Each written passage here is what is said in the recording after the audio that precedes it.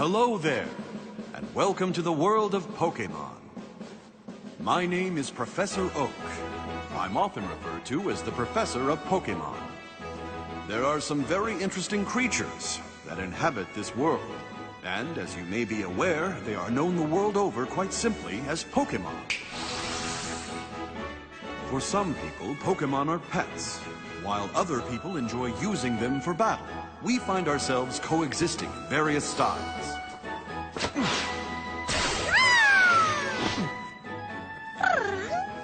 Are you interested in learning about this Pokemon world? I'll be your guide for a story of dreams and adventures. Now, the world of Pokemon awaits. Let's get started.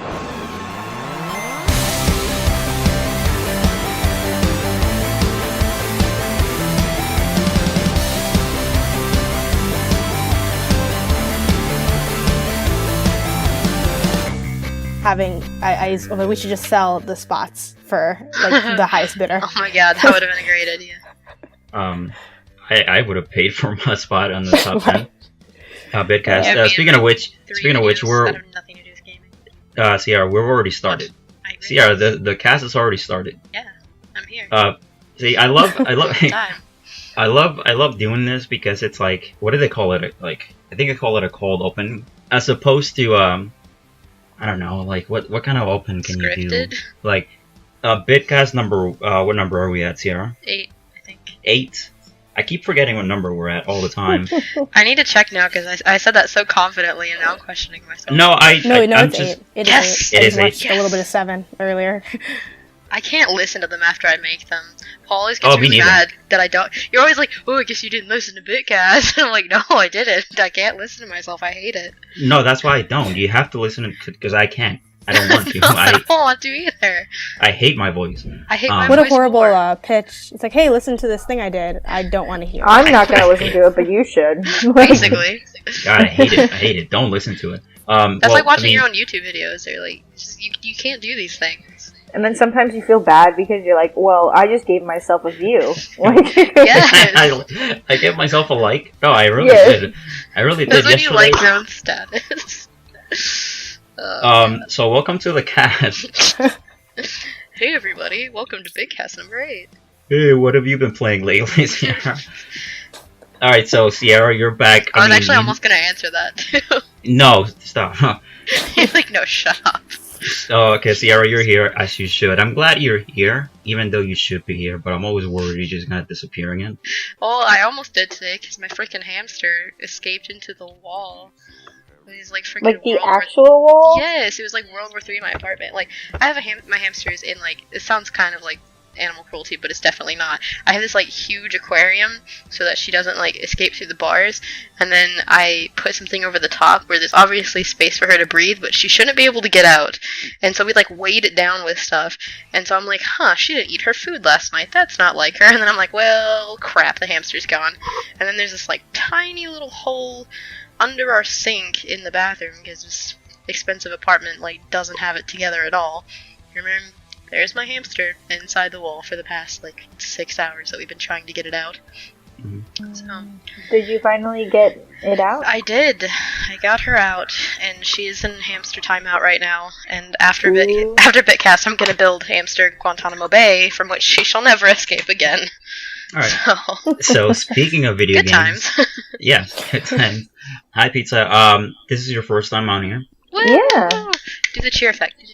And edit out me saying that. Just pretend like you did it on your own. I hate doing it when you tell me to do it. I feel like I'm not doing it right. Just edit it out. No one will know. What do you do on the site, or what did you used to do on the site? That's a better question. Okay, well, what I used to do was social media. Now I got really busy because I work for Disney, and What? it's not that glamorous. Don't worry. I got really busy, and now I try to write when I can. I'm actually working on a Pokemon feature with Jimmy. Yeah, I'm still waiting on Fernie, but that's why I brought you here, Pizza. We're gonna talk about Pokemon, a ton of Pokemon stuff later on. Hell yeah, I'm all about it. It's my favorite day ever. You guys are the biggest Pokemon fans that I know. That's how we met. I know. I mean, you see. I know we her talked and about them before. So. Yeah. Like we used to hate each other. Like, oh, Check remember? him out. Like that was like when I first got back into Pokemon, and I used to be really bad at. I mean, I used to play the game casually my whole life, but I never actually got into EVs and IVs. And Yeah, me too. why are we talking about this now? No, that's later. And then I have who else is here? Janet. Yeah, there you go. Hi, Janet. Hi. What do you do? I'm just like, I guess the phrase would be like contributing writer. I hope I got that phrase right. Probably not. You're a full-on legit awesome writer. Thanks. I'm a full-on legit awesome writer for Bit Cultures. I've now done only a total of 4 articles. I'm hoping to push for like a lot more in the next coming bit. But yeah, so that's what I've been doing. Awesome. Hoping to get into some social media stuff too, but we'll see. Oh yeah. You want to do some Twitter stuff? Yeah, like some Twitter stuff would be Instagram. You know, it's been work in progress. I like how we're talking about business here on the just in the middle of the I know. cast. It's the behind the scenes. Speaking of business, on the D-Lo, on the D. Yes, Oh god, that's gonna go in the bot, isn't it? On the DL pizza. If I give you money, will you give me, like valuable Disney pins? Do you collect pins? Are you that person? I am that person, but only when I go. Yeah, only when I go to Disney though. I've been there. I mean, like if you, I get a discount. So if you really? want, yeah. Oh, now it's serious. Now it's real serious. I can get you some limited edition pins. Oh man. On the DO. Oh man. Oh man. I'm really excited. I'm gonna stop talking. We can never start the cast because we can never get to the top 10. Because how do I go from that like Disney Speaking pins? of Disney pins, we're gonna do the top 10. Speaking of nothing channel. that has to do with the next thing I'm gonna talk about, but Sierra, we always start the show with what? The top 10 on the D-Lo. On the D-Lo, the top 10 we're doing. What was this week? Well, it wasn't actually this week, but we're talking about it this week. What's the top 10? Wait. It's top 10 gaming channels. Mm-hmm. Implied parentheses on YouTube. Close implied parentheses. Because if it was just actual gaming channels, there was only G4 and Twitch and all that crap. That's not a game. Well, I mean, no, sure. There's tons of like money grabbers on Twitch. I hate it. All right, Janet, you wrote this top 10, or at least you pitched it to us. You brought it into the chat. You were really passionate about writing about the top 10 YouTube gaming channels. Hey, that's a great idea. I mean, yeah, thanks. I always thought it was kind of too difficult to actually. How do you measure that? How do you not become biased, and how do you rate them and put them in order? But I guess what was the criteria? I was curious about that too. We never really it was a weird discussion because we never really necessarily established criteria explicitly. But I think at least for me, and we did talk about why we threw out some channels and said, oh, I like them because of this. One thing we talked about that we really wanted in the list was diversity in content. So we didn't want 10 Let's Play channels. That's or good. just 10 history channels. So we that's one kind of criteria we had for the list as a whole. So I pitched this idea initially because, as someone who likes video games a lot but isn't necessarily super knowledgeable on a whole bunch of channels, I really wanted I thought it'd be really good if we all got together and made a list of what's for someone who's who is into video games but maybe doesn't know where to start, what starting point can we give readers. But in order to do that, I also had to backtrack and think, okay, I gotta fill in the gaps in my own knowledge for doing this. So I think I have the notebook here with me now actually, but I just looked into so many channels, and I put on Facebook and Twitter, I'm hey, what are some channels that you guys are interested in? And I went through over under 30 or 40 before even talking to anyone because I didn't really have that great of a knowledge of it. I mean, I watched Game Theorists and a couple other channels, and Johnny. Yeah, I like Game Theorists, but I also don't. I think MatPat's aggressively unfunny. Yes, so that's kind of why he's not on the list. No, it's more awkward, which makes it funny. Yeah, well, so that's one thing we talked about a lot, in our discussion, because I like a lot of the content that people produce on YouTube, and I think a lot of YouTube gamers, whether they're doing Let's Plays or reviews or kind of more niche topics, they're really knowledgeable on video games, but they also really try to be personable in a way that sometimes comes off as really strange. Like every time MatPat makes a joke, almost every time I cringe. I just like, and I'm a little embarrassed, like to even like be like, oh, check out this video on Majora's Mask. Because I'm like, oh, these jokes are so bad. Yes. And I'm like, man, gamers are great at gaming, but they're not always funny, which is fine. You don't need to be funny, I don't think. Side note, side note, they also have a film theorists channel, and there was an episode where MatPat was talking about Seinfeld, and if, like, George Costanza's wife could actually have died from eating or licking a bunch of envelopes. I tried to show it to my mom because she really likes Seinfeld, and like halfway through she said she couldn't watch anymore because MatPat was so awkward. And I was like, yeah. Yeah, I was like, you really are my mom. He tries so hard. Yeah, he does. He tries. And I really do like his content. He's really smart, and a lot of the things I never would have thought of, so. He's just like that awkward absolutely. high school teacher that, like, is, like, really, really good at chemistry or something, but then, like, he can't human, like, at all. And you could tell he's trying, and you're just, like, dying in your chair. It's like, please stop. So, before we go over the top 10, let's go over real quick who didn't make the list. Wait, before that, I have a question. So, if someone were just, like, perusing YouTube for, you know, a new gaming channel to watch, what would you suggest they search for? Like, a specific game? Or, you know, more of a general, like, I don't know, should they search for Let's Plays or, you know, history stuff? I think it depends on your taste. So for me, I'm actually, like, probably more of a fan of, like, in quote-unquote informative content, like directly informative content. So, like, for me, I'm really into, like, gaming history or, like, not necessarily reviews. I like, kind of, like, I don't know, I guess overviews of, like, either game series or, like, pointing out something, like, a trend in gaming or something. So for me, I wouldn't do, like, a Let's Play. But some people really just enjoy watching people stream and kind of narrate that. So I think it depends on your aesthetic. So how did you find all of the channels that you looked for? Rather, like, I basically just I looked at other internet lists, to be honest, and like who's out there. Is there like a common dialogue of like who's like hot in YouTube right now? And there really kind of isn't. I mean, you see a couple repeats like of like, you know, people always toss it like Game Theorist or PewDiePie or some major person, but there's not a lot of overlap, which I think is also really interesting. And then the way I found people is I just went to Facebook and I asked like. I just posted up there, hey, what are you guys watching? And then people just threw out some stuff, and some people would agree, you know, like I know Video Game Donkey got suggested to me directly. It came up in our conversation as well, kind of organically. So there's some kind of commonalities, I think, like amongst certain people, but it's like, it's so wide open. Yeah. There's which is so like another many reason that I'm different, like, like genres of. I have a question. So PewDiePie is number 1, right? No. Not quite. I thought he was the best and had the most. He's made the most money. Yeah, so he's far. made the most money. I thought he was the cutest and the best and. Pewds. Yeah, we actually rank them based on attractiveness. Yeah. That's good. Big criteria. Dan's pretty attractive. I could see him being number 2. Yeah, I can see that. Okay, so why no PewDiePie? Because there's a lot of bros who are going to be listening to this, and they might be mad. So you need to explain to them.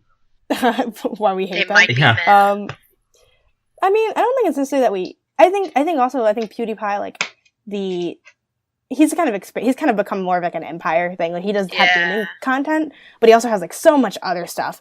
I think one thing we were kind of somewhat looking for too is like a little bit more exclusivity to gaming. I mean, we definitely have a couple people that do go outside that realm, but I think that's one reason that outside of I guess aesthetic reasons of maybe some of us not being like a big fan of his like narrative style and things like that. I think also since like he does so much more than gaming at this point that like recommending him as and for this list, like to get recommended as like a gaming channel, but having so much more than gaming, like that gaming playlist has to be really good for it to kind of override how much other stuff there is. I'd say that's the main reason. I meant to say, thank God nobody talks about Tobuscus anymore. Good God. But no, I actually do watch PewDiePie from time to time. Like, I'm subscribed to him, and when I'm, like, scrolling through my YouTube channel, if he has something that's less than, like, 47 minutes or something, I might watch it. I mean, I think, like, overall, as a gamer, he's pretty good. Like, his actual gameplay, he knows how to play games. He's not just running in circles, like, was kind of my problem with Tobuscus, because I watched him when I was like 14, and then I discovered PewDiePie, and they would play the same games, And of course, Felix, would play through the game so much faster and be so much better at it that I just got completely tired out. But like, I agree with what you're saying. He's not really a gaming channel anymore, and which I don't blame him for this at all, he totally caters to his audience, which is typically really, really young people. And so watching that kind of gameplay where, yeah, he's a good gamer, but him trying to be funny and cater to those younger kids, it just becomes so exhausting and so overdone, and everybody knows who he is. And like you said, he did kind of develop this whole empire now. Like, if you think gaming YouTuber, everybody knows his name. And I mean, he's just gone so far beyond that now that he's not even really a gaming YouTuber. He's like an everything YouTuber. He's a YouTuber. Yeah, exactly. Just general YouTuber. He does so much stuff. I stumbled upon the other day. He's doing some really weird made for YouTube TV show thing, and it's very bizarre. With the cough YouTube Red. I keep seeing that, but I have to pay for YouTube to be able to watch that. They release it out of order for free, one episode at a time. It's just really weird, though. I do not recommend. All right, 20 minutes in, we need to get through the top 10. We need to get to at least we number haven't 10. even started.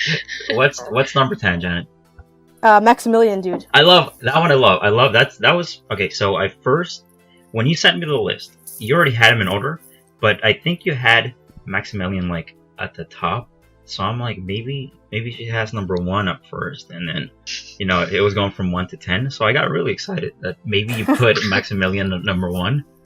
But now you put him all the way down at number 10. But that's fine.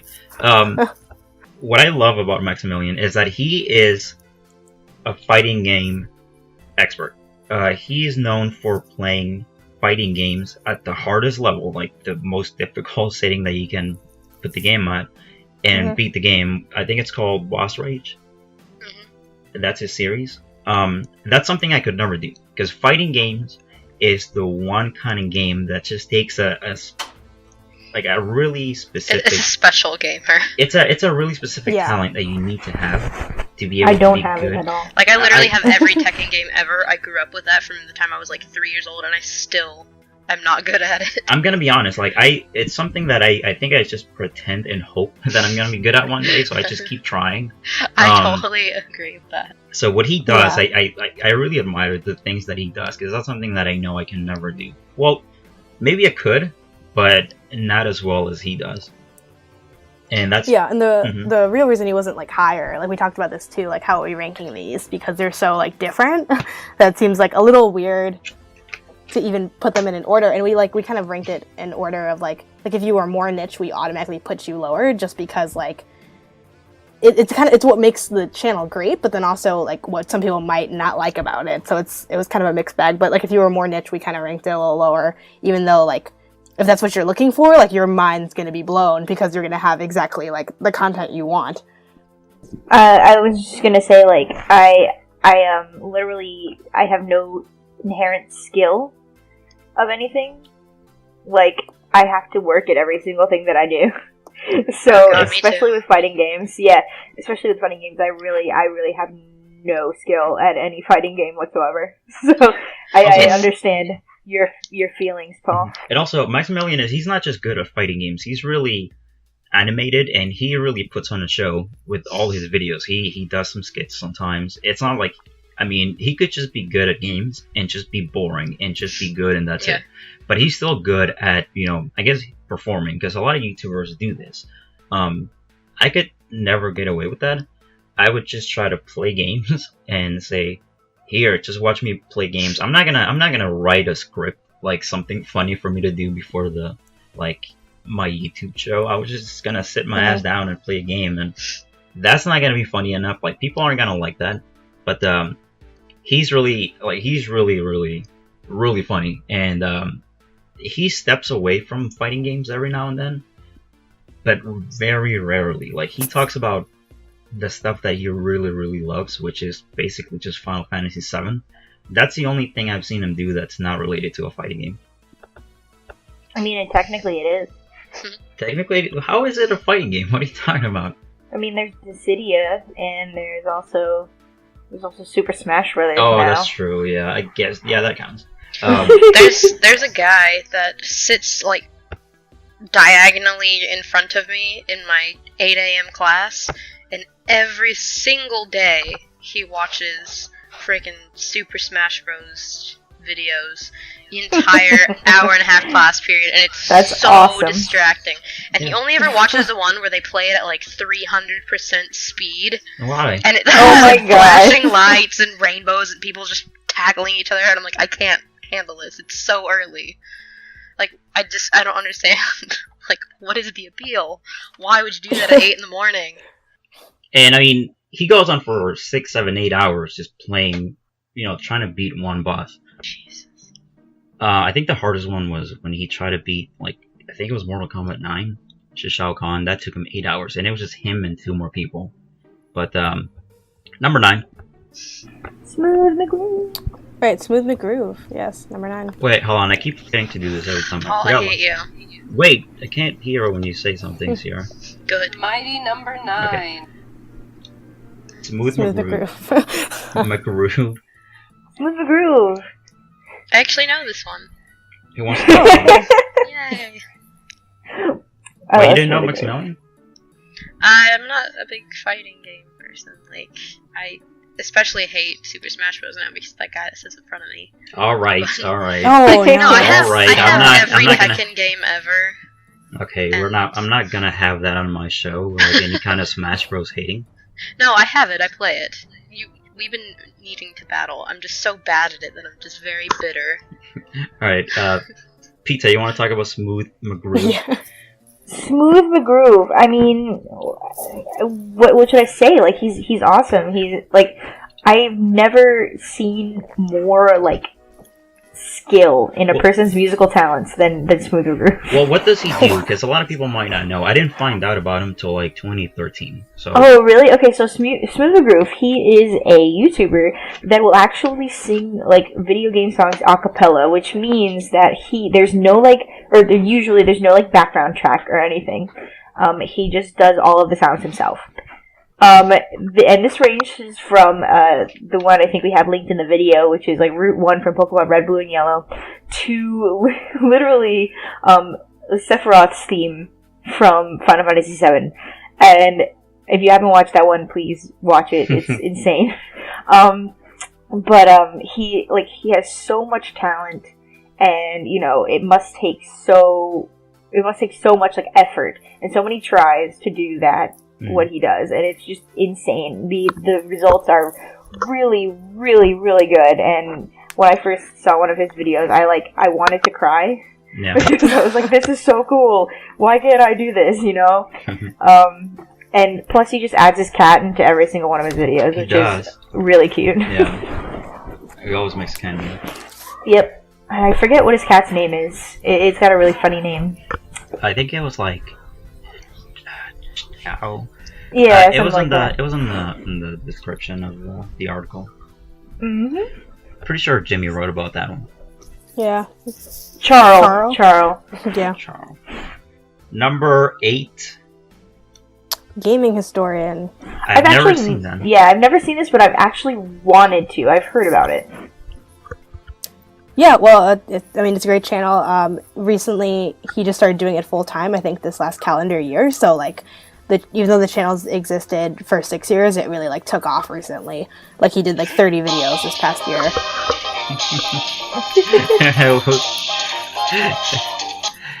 Thank you, Sierra. That's always great. I feel amazing right now. I appreciated that. Yes, so Smooth McGroove.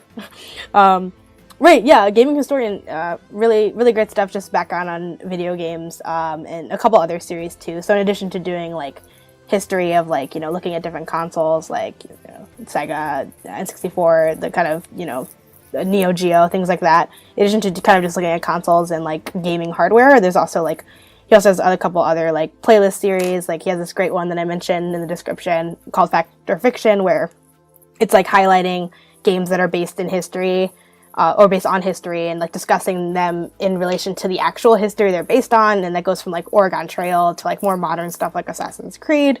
And he has really good verbal pacing. Like I'm a as I'm sure you guys have noticed, I'm a pretty fast talker naturally.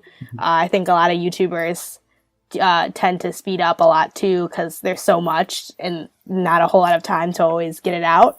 But he has a really good job at like pacing it really nicely. So yeah, great channel. Oh, number 7, that one video gamer. Which one? Oh.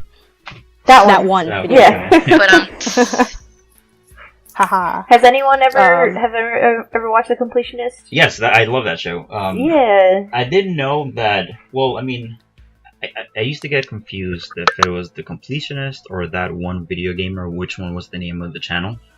It's that one video gamer. If you didn't know. I mean, You're not. Now you're good. No, I guess The Completionist is just one of his shows that he does. Yeah. Even though that's the one that he does the most. He's known for, yes. I'll say this about him. It's very easy for him to cheat. I'll explain what I mean. I mean, basically, what he does is he completes games. I mean, with The Completionist, that's what he does. He picks a game, he does everything that you can do, and then there's like a bonus level where he just tells you what you get if you complete everything in the game. But the thing is, it's easy for him to just say that he's doing that, but there's really no proof that he actually beat the game because his shows are kind of short. I mean, yeah, it fast forwards through a lot of the actual like content. Yeah, like regular YouTube length, I guess. But I mean, I don't know why. I mean, it's not like I distrust him, but for some reason I feel like I have that every time I watch his episodes and he goes into like how hard it was to get everything in Super Meat Boy. I kind of get that look on my face where like I squint my eyes, kind of like Fry in that meme. Where he's just kind of like not sure if actually did it or sure? if just said that he did it. Yeah, not sure if he actually beat Super Meat Boy because I don't see the proof. Like I see a lot of people on Twitch, and I've seen them do stuff like that, like live, and you can see the whole thing. I mean, I don't know. I guess I shouldn't just distrust them, but it's just something that I thought about when I watch his show. Yeah, and that one video gamer, he's not just the completionist. I mean, they've got the Dex, which, hey, we're gonna be talking about Pokemon later. The Dex is really good. So yeah, the Dex is so cool. It's really interesting. And then like the one that's linked to in the actual top 10 list, the Defend It videos are actually really interesting as well. So yeah, taking sides and determining if games are actually good or bad. Yeah, I bet Jimmy watched that episode that's linked in there. Oh yeah, I wonder why. Yeah, imagine that. And nobody listening knows what we're talking about. Anyway. But I love The Completionist. He's funny. He's cool. I mean, it's kind of like a different take on on reviewing a game.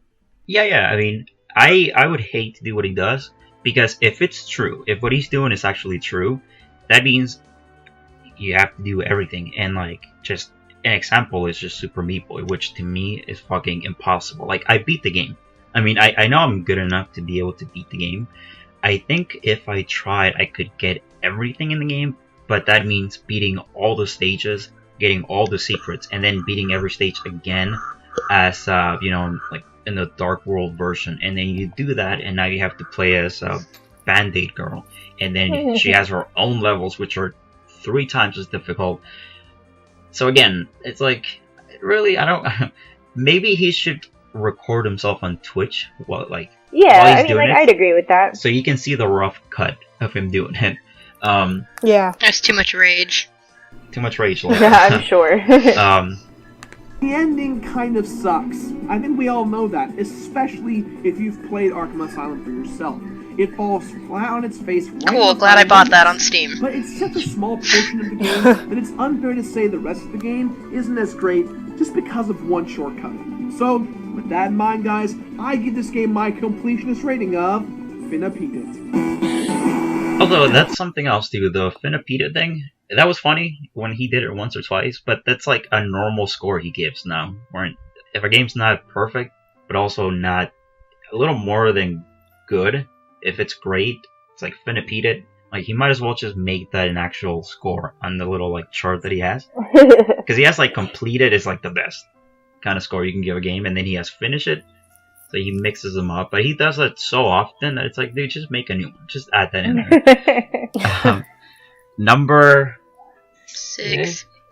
Yep, 6. Pro Jared. Pro Jared. I actually really like Pro Jared.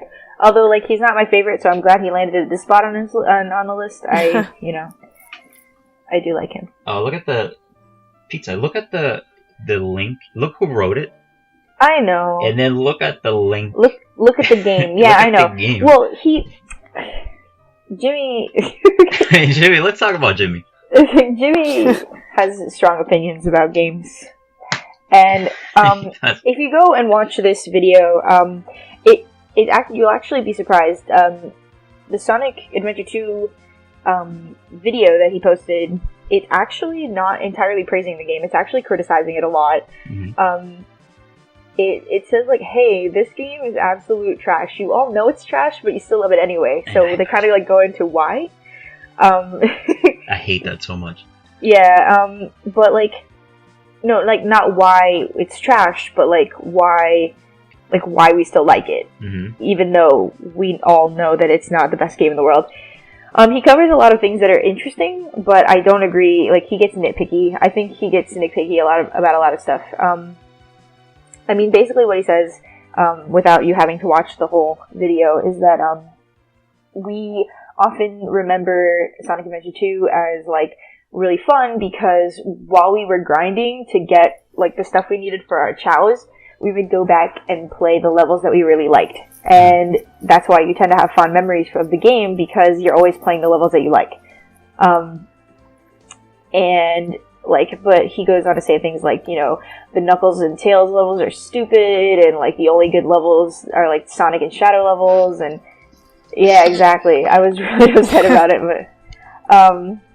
but yeah, like, it's an interesting watch, and Pro Jared is an interesting guy.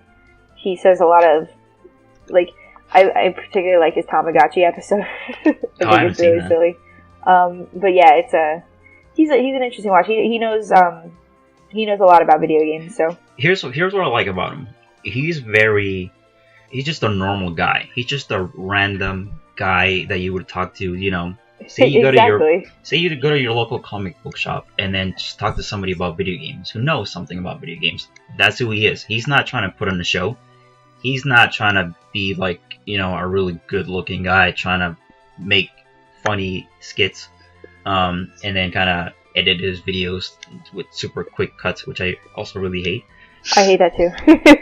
He's just a regular guy just talking about video games, and he knows what he's talking about, except in that video, because I I mean, go and watch it. It's interesting. I mean, he says a lot of things that do make sense, but, like, a lot more things that don't make sense, and I think it should be watched. Yeah, I think that's probably why he's done so well. I mean, he's successful just by being himself. I think that's why people like him. He's just the kind of guy that you would end up being friends with. He's not overly dramatic. He's not, you know, a dick on camera. He's not trying to make, you know, poop jokes or whatever. He just... Right. Yeah. I feel guilty for laughing at that. Oh, poop? I like how you just said, like, what, poop? You got one of these. Oh, wow. Hey, side note, Nintendo just announced their, shut up. Okay. The Nintendo baggage is real. Nintendo they just announced their, discount games. Oh yeah, they're like The premium Nintendo Selects. collection or whatever. Oh, that's the one. Nintendo Selects. See, now that's good. That just sounds like rain falling. I'm not sure. It's actually, hold on. No, it's flat. Yeah, I know. Yeah, now it sounds more like a... Okay. They're not really that great, to be honest. Oh, really? They don't sound that... Oh, are you talking about the game? Aggressively average applause. Oh, yeah. No, I was talking about the games, but yeah, that too. Oh, okay. Yeah, I know I think it's like Mario... It's, for Wii U, it's Super Mario 3D World, Pikmin 3, NES 3D World is good. Donkey Kong Country Freeze, I think that says? Tropical Freeze? Yeah.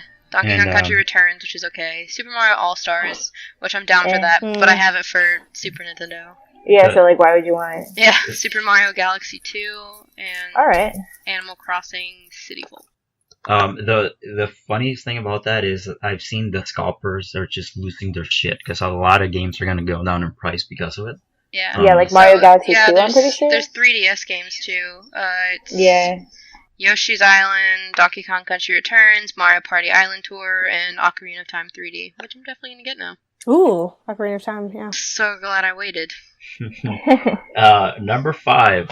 Involuntary. Number Oh, 5, extra credits. Oh, I love this channel so much. I've never seen this. Me I don't know what too. Oh my god. Oh, Paul, you would love this channel. What is this? It's a gaming channel about making games. Okay. Like, it goes through, like, different, like, not only narrative aspects, but, like, actual, like, programming and, like sound design and, you know, themes and stuff like that. It's just, they talk about, like, the gaming industry as a whole, and it just makes me really happy to hear them talk about it, because they've gone through, I've watched extra credits from the very beginning, and, like, it makes me so happy to see how much they've grown, but they've covered, like, race in games, and gender in games, and ethnicity in games, and, you know, what they'd like to see, like, sound design in games, and, like this one is about the generation of remasters. Why are we seeing so many remastered games in this generation of like PS3, PS4, Xbox 360, Xbox One? Why are we seeing so many like games remade? Because money.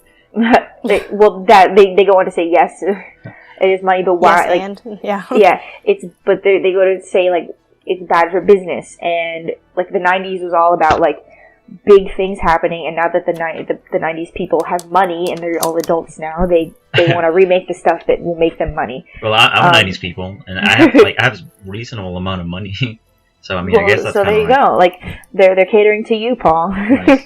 But yeah, like extra credits is awesome. They just talk about like just making games and the gaming industry, not just like actual gaming content.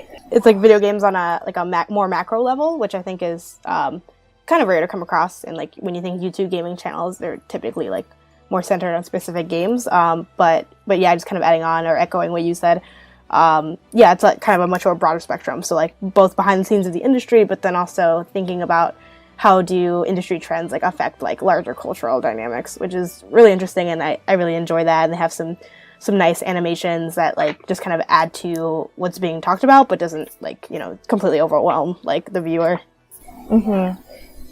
So speaking of gaming industry and making games, I keep forgetting about that beta test thing that somebody needs to do. Well, I feel really bad about that.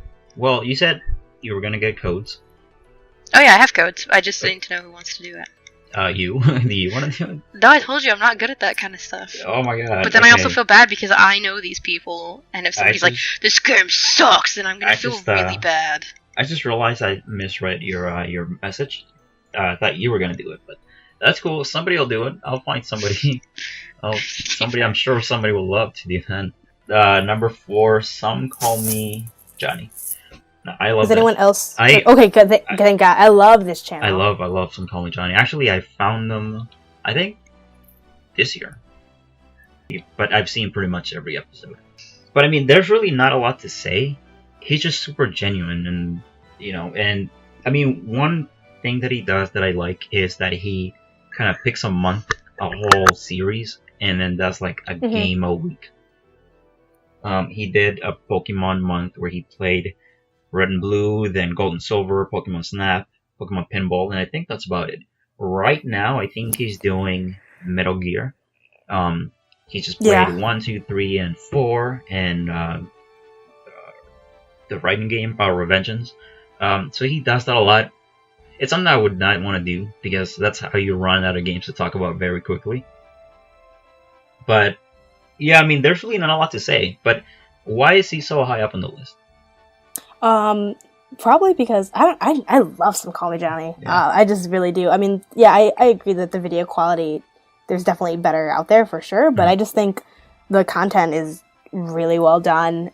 There's not a lot of like fluff in it, and it's very to the point. I also really appreciate how, so like for those of you who are unfamiliar or less familiar, his Versus series, it's like he takes on a video game series and kind of does a summary of it, and then kind of a more criticism of it, of like, okay, what's the gameplay like and how does it fare in relation to other games in the series. And he has like this part where he's like, if you don't want spoilers, like jump to this part. So like little things like that I really appreciate.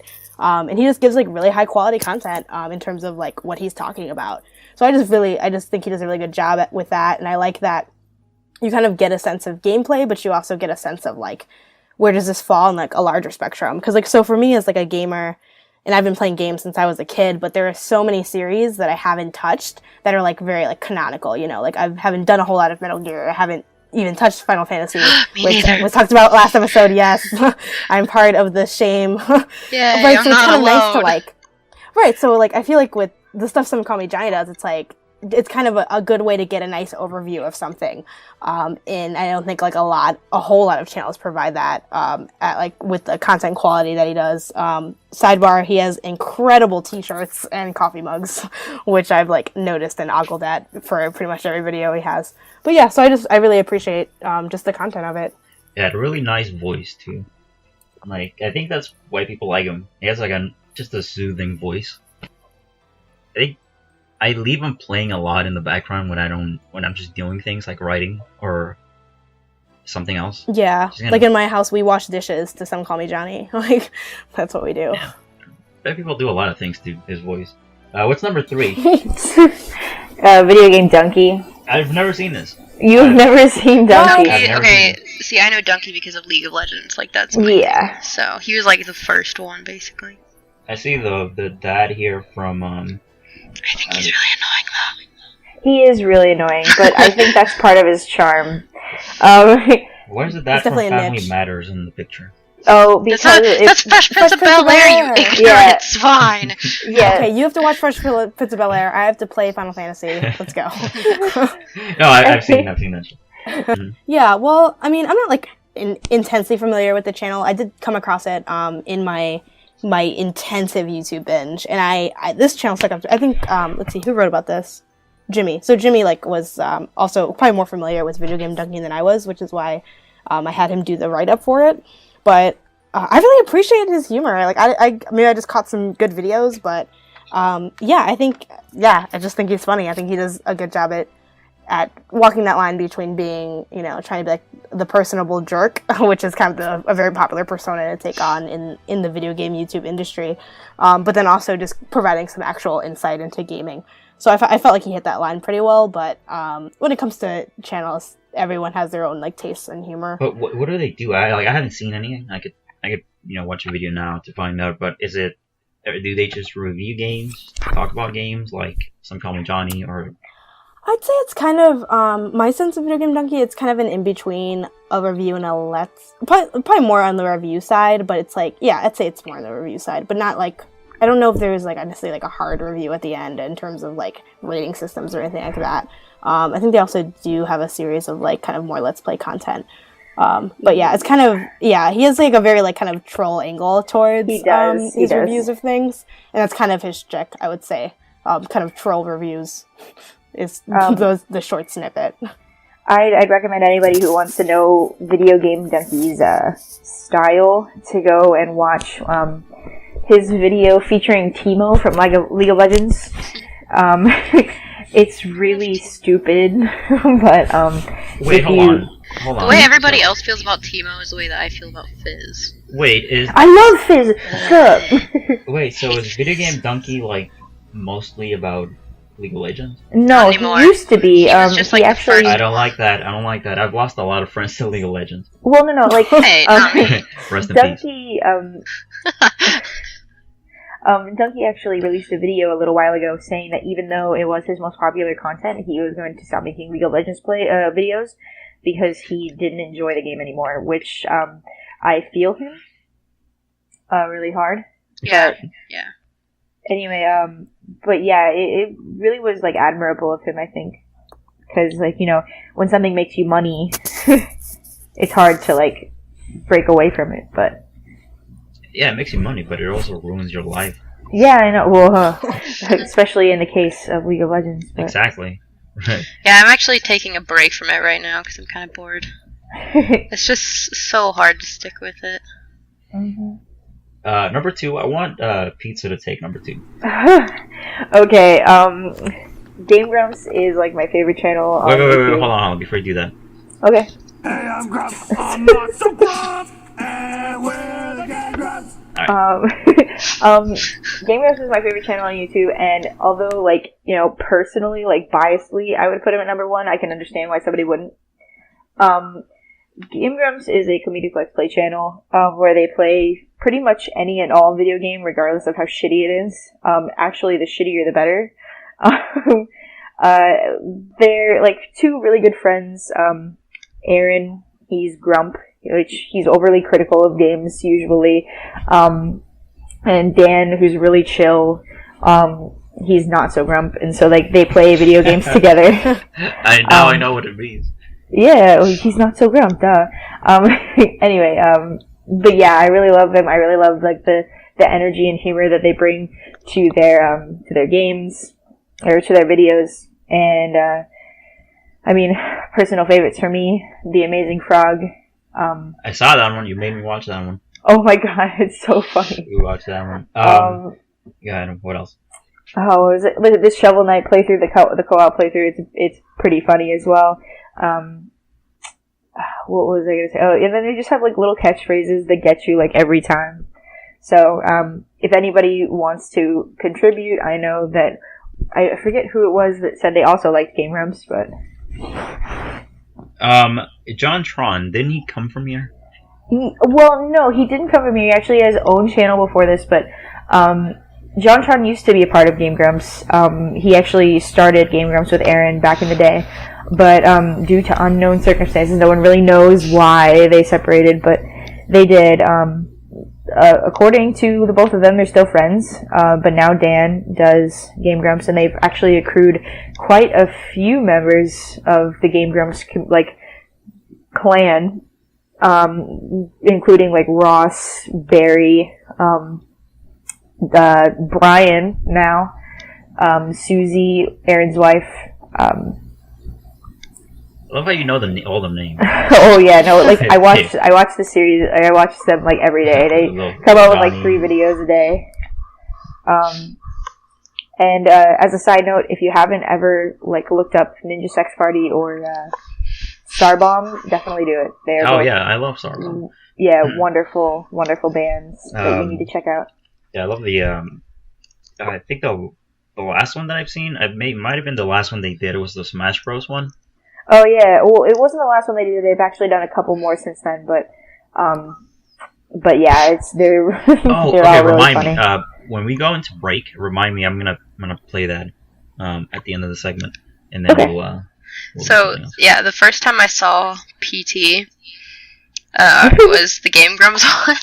Oh god, that was ridiculous. Yeah, my friend actually. Okay, that's good that you brought that up, Sierra, because you sent me a text. I think it was like. Shut up.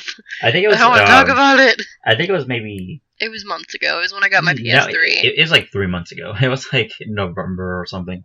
And you sent me a message, and I forgot exactly what it said, but you were like something. You said something about how, hey, PT looks scary. I can't wait till it comes out. No. I was like, I finally got a PS3. I really want to play it, but they took it off of the market. Yeah, I didn't want to say anything. Yeah, thanks. That's sad. For nothing. Number one, I'm really mad at you, Sierra, because you didn't remind me to play this last week. Number 1! Oh, I totally forgot about that. That's adorable. You played it twice because... Oh, Lord. Well, now you just ruined it. What? Number 1, Northern Lion. Never seen this. Really, Northern Lion's awesome. Love Northern Lion. Probably one of the first YouTube channels that I really got into. The amount of content is intensive. He posts every day. I think possibly multiple times a day. He has a live super show that happens. I think it's every Sunday or something like that. It runs for 3 hours, which is also incredible. His Let's Play series is like at least 300 episodes into it. I'd say Northern Lion is most known for his Binding of Isaac and Super Meat Boy Let's Play videos, which is ongoing. And there's so many, like different ways to play Binding of Isaac, and like they have Rebirth just came out, so that's kind of like has a pretty long history in it. And yeah, I really enjoy his content.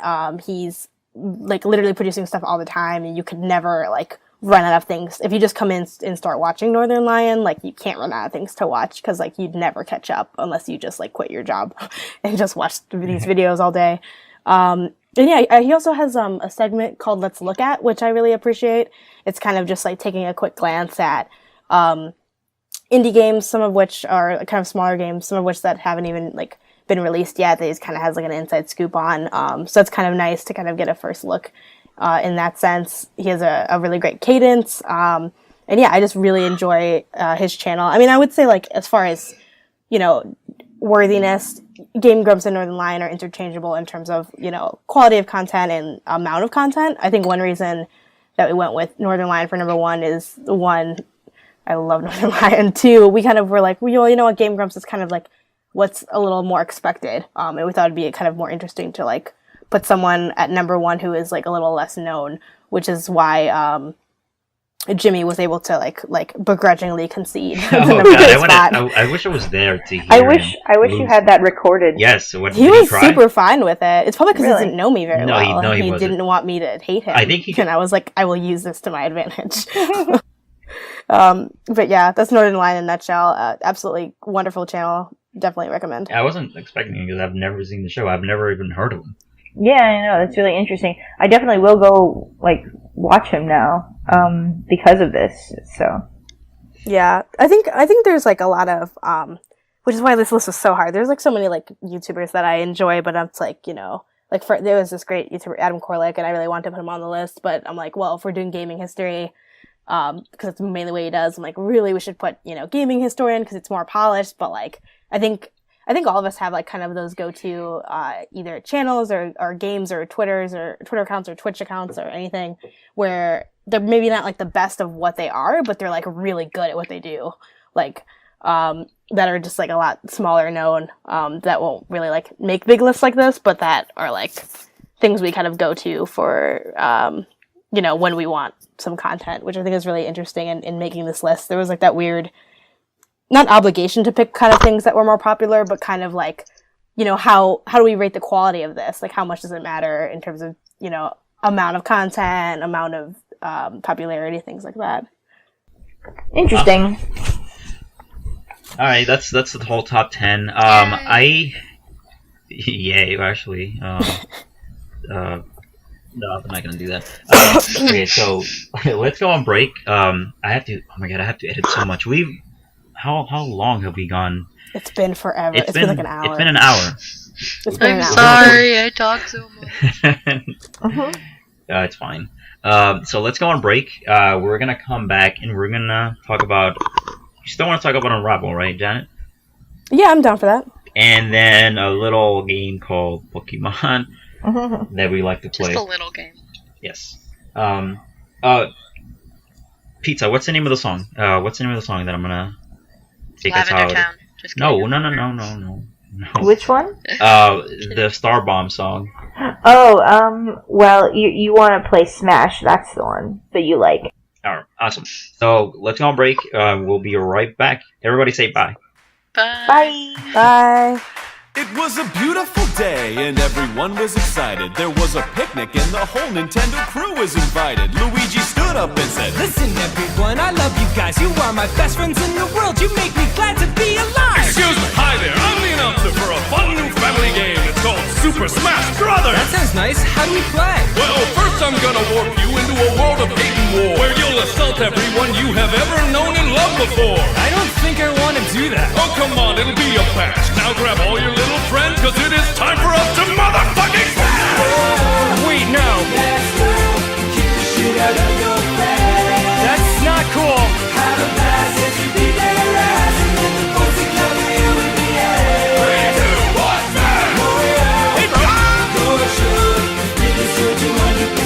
I needed that sound!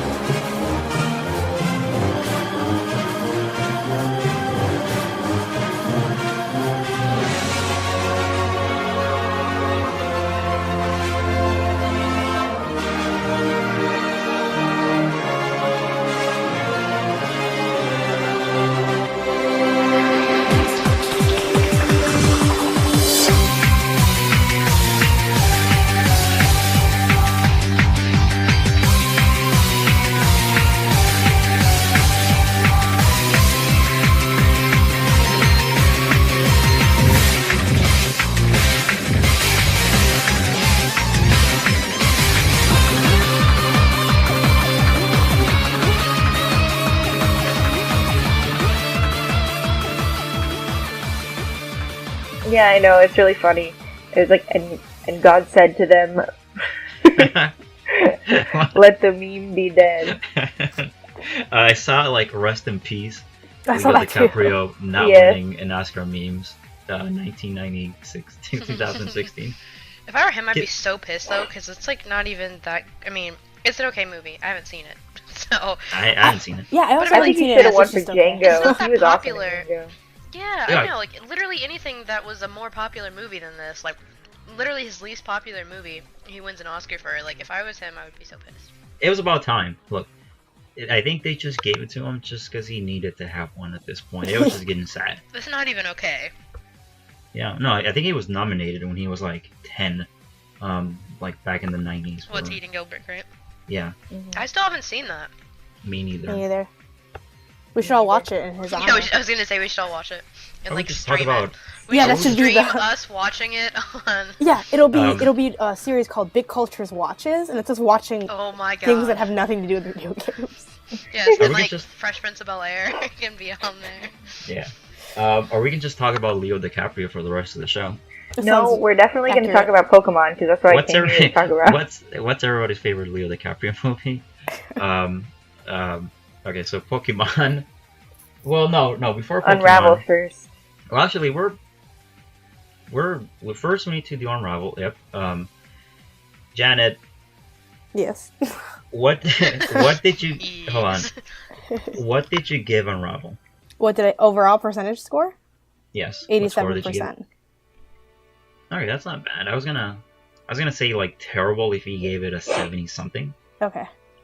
I want to play this game, but it looks short, B, it looks cute, and it looks like it's gonna break my heart at the end of the game.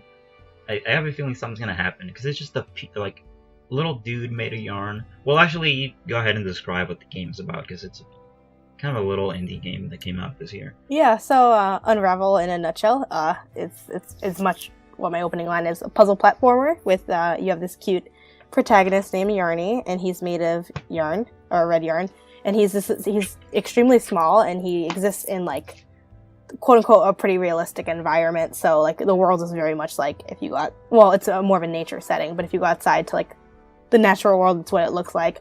So everything's much bigger than he is, you know, for as far as scale, he's like the size of like a cup, in comparison to like bicycles and like birds and other things you would encounter in your backyard or in the woods and things like that.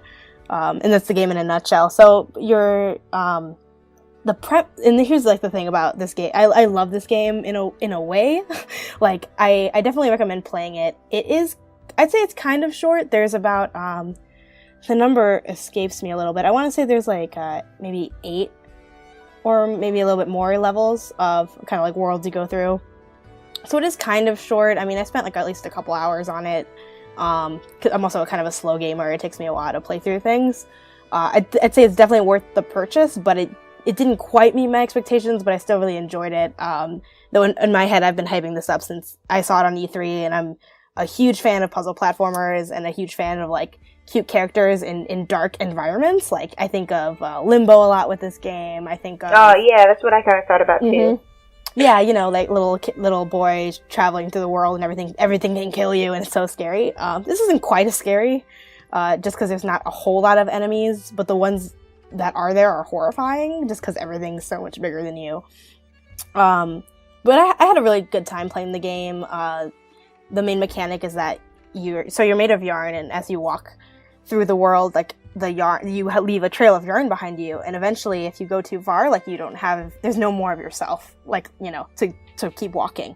But throughout the game, there's like some extra yarn to pick up, and it's pretty like it's designed in a way where you're never gonna get to a point where like you've gone too far and missed one, because you can only go so far on the yarn you have, so you're kind of forced to find where it is. It's not really hard to find, to be honest. So it's probably one of the more easy puzzle platformers. There are like a few secret items in each picture, so you know it's very Mario 64 in the sense you go into these photographs. So there's an extra challenge there, but it's a pretty easy game compared to other puzzle platformers I've played. I'd say my main issue with the game, like my main critique that I talk about in my review, is that there's not really a storyline, which is, I think, kind of what makes it bad is also what makes it interesting, right? So, like, there's not really a storyline, and in video games, like, everything's so linear. Like, you kind of know the end before you get there, like, you know, it's probably gonna end, except for the plot twist top 10, you know? But, like, oh, you know, Mario will get the princess, assumingly, this thing will happen, we'll get to the end, like, there's a very linear storyline, and in this one, it's not really about anything, which is not great either, but it's also kind of interesting. But yeah, my main critique is that it makes it like the vibe I get at the beginning of the game is that like I'm gonna be like kind of collecting these memories, and I get like this weird like, and like you see this old woman, she's looking at these photos, and then you start the game as Yarny, and I'm thinking like, okay, does this woman have like Alzheimer's? Like, is this like a really dark narrative about mental health? Like, you know, I'm thinking of all these things, and like by the time I reach the end of the game, like, you know, without giving too much away, I kind of, it makes me feel a lot of things. Like, it's very emotional. So it definitely is like kind of a tear-jerking game. There's some scenes where I'm just like, wow, this is so beautifully done. Like, it stirs up a lot of emotions, but there's not really a concrete, like, story for me to feel something about. So it's really weird. It's very abstract in that sense. I have a lot of feelings, but they don't like apply to anything specific. Like, Unravel does a really good job at creating a mood, but not necessarily giving you like a concrete story. Yeah, I'd say it's Unravel in a nutshell. Yeah, I mean, is it on physical release, or is it just it's downloadable? not on physical which actually I should probably do a feature on that. It's not on physical release, and that frustrates me a lot. Like, I would pay more for the physical. I would. Yeah. Is it money? I'll give you the money. Yeah, PS4 and Xbox One. I think I want to say PC too, but I'm not actually sure. Everything's on yeah, PC. everything's on PC. I would assume, you know, PC Master Race. But yeah, so like that really frustrated me as a consumer to not be able to get a physical copy. But yeah. The game sounds amazing. Yeah, it's definitely worth the purchase. The soundtrack is beautiful. You know, for any sound nerds out there, it's really nice. They had there's a video on YouTube actually about, if you type in like Unravel soundtrack background or something like that, it might come up pretty quickly. But I think I forgot what region like the developers and stuff are from, but they have like local musicians created the soundtrack to Unravel, and it's really beautiful, and I just love that like it's a very interestingly culturally relevant game. Like, we're always talking about like, you know, diversity in gaming and like race and culture in gaming, and I think this game does a really good job at kind of like incorporating like real people's real experiences into like the development of the game. It sounds really cool. I'm not a huge puzzle gamer person, but I mean, considering it's so short and it sounds so cool, I would probably play it. Yeah, and honestly, if you're not like a puzzle platformer, I think this game actually might be better for you, because it's not like so hard that like, because puzzle platformers are known for being like just like super challenging and like figuring out solutions. This one isn't quite as challenging, so I think it's a nice transition for people that are like more action adventure inclined, because the puzzles aren't like incredibly intensive. Unravel, I used to call it Unraveled, like with an ED at the end. That I've had it wrong this whole time. So good stuff. Thumbs up. I'm trying to see if it's on Steam, which I just downloaded, but I can't remember my password. It is. Alright, so let's talk about pizza. This is why I wanted you to be here. Well, I mean, Sierra, you too. So Little Series turned 20 years old, like three days ago. 2. Like 2 days ago. No, yeah. What series are we talking about? We're talking about the series that turned me into a gamer. Digimon? Yeah. God. I saw everybody was kind of sharing their posts and talking about Pokemon, and then Eric is like, I saw that. Eric is posting his pictures of playing like the new Digimon game. Pokemon. Yeah. Pokemon. Pokemon turned 20 years old. It's the 20th anniversary, and there's like a shit ton of things happening with Pokemon this year. There is, Pokken Tournament is coming out next month, I think. Oh, which Sierra, you should be excited about. You own every Tekken game, so. I do. Yeah, that's the newest Tekken game. I actually don't have 7 yet, but I have every other game. Like from the original. So there's Poke Tournament, there is Pokemon Go, which I wrote a feature on, and everybody Yeah, definitely when does go that check that actually out. come out? I'm so It excited. comes out in March. This year. And when March? It said March. Really? Yeah. Wow. Huh. It could Okay. be soon. So there is that. I'm gonna look that up actually. Yeah, go ahead. There's that. There's the new Pikachu Detective game. I mean, we haven't gotten an announcement it's- for that. I'm pretty sure it's coming out this year. Well, yeah, I mean, like, if we get it, though, like, it I'm seems sure a little we'll get it. strange for, I mean, like, not to say that we won't get it, but, like, it seems a little strange for American tastes, just because Pikachu, they spent so much time and effort on Pikachu actually having lip sync. If So you've ever seen that video, like, oh my god, it's so funny. I haven't. So, Oh god, it's really I funny. haven't seen it everybody's either. kind of- I've been everybody's avoiding making it. a big, everybody's kind of trying to say that, Danny DeVito should do the voice of Pikachu. He really should. Why? Is it like, does the Japanese version have like a really deep, like, Japanese voice? No, it's just his, like, the fact that it's a very deep voice, or like a hey you, like, coming out like of a very small thing, like, because you'd expect Pikachu to have this like Pika, like, but then it would be like, yo, can I offer you, Alright. like Always Sunny Danny DeVito coming out of Pikachu, iconic Pikachu. And I think then, that would ruin my life. It would ruin it, but also make it, I think, for me anyway. and then Pokemon, and then the new series of Pokemon, which I told you, because I told you it's happening this year. I had a feeling. Well, first of all, here's why I knew there wasn't going to be a Pokemon Z, and there was going to be a whole new generation, because number one, the kind of the average time frame in between generations is 2 to 3 years. It's been 3 years, just about. Yeah. Number two, they don't wait like 3 years before they release the third version of that one series. It didn't take 3 years for Crystal or Black and White 2, I mean, there was a release between them too, which would have been And also, kind I of mean, weird. that would have been nice, but when you have the 20th anniversary of Pokemon Z would have been kind of like, that would have been nice, but it's not a huge thing that's going to resonate for the rest of the year. Well, listen, do you think Tiger is going to be a big part of it, though? Like, the new parts of him or whatever? Oh, okay, well, here's what I think, is that, first of all, I have been burned many, many, many times in the past, with Pokemon especially. Anybody who loves Pokemon knows that everybody everybody creates, like, stupid, like, fake things that people spread around the internet, and you're just like, well, what the heck? Yeah. Why can't I just get some real information? Mm-hmm. And so when I saw the Sun and Moon things, I was reluctant. I was reluctant to believe it, especially when there was the whole X, Y, and Z anime coming out, and the new forms of Zygarde, and a whole bunch of things were unexplained. And I'll tell you about, like, a theory that I read about on the internet in a couple of, a little bit later, but I was a little bit hesitant to believe it, especially because all the signs seem to point to Z.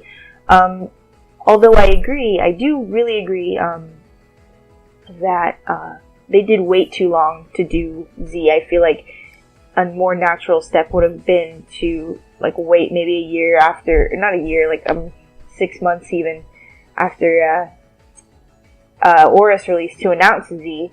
Mm-hmm.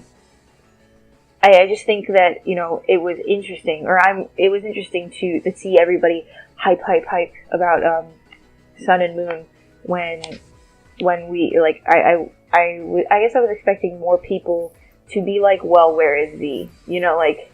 Mm-hmm.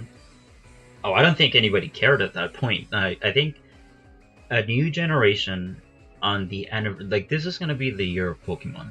This is going to be the biggest year that Pokemon has had since it first came out.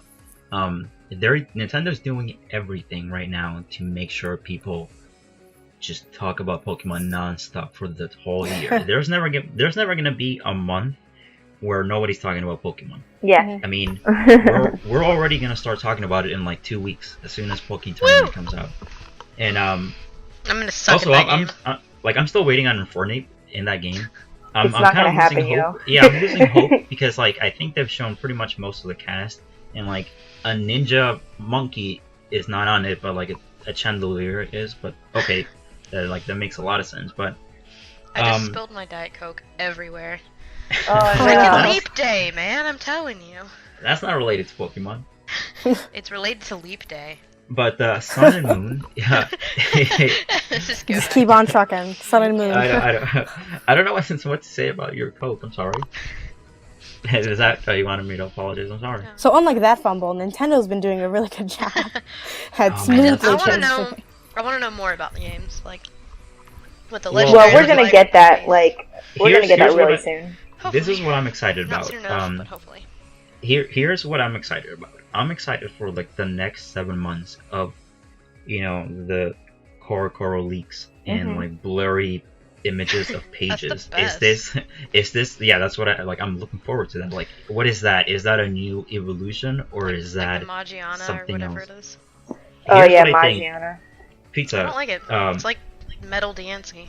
Yes, it is Metal Gear. Yeah, that's exactly what it is. Like, are they That's gonna what I make a like. trio out of it or something?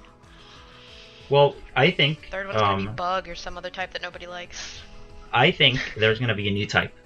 There's gonna be a new type. Again? Oh wow. No way. Yes. That's a No. bold. Okay, statement. we're gonna be at like over 800 Pokemon. I think. I don't think a new type is like. Well, they've already Impossible. gone through they've already gone through 700 and something Pokemon, and they haven't made like so many combinations of types yet.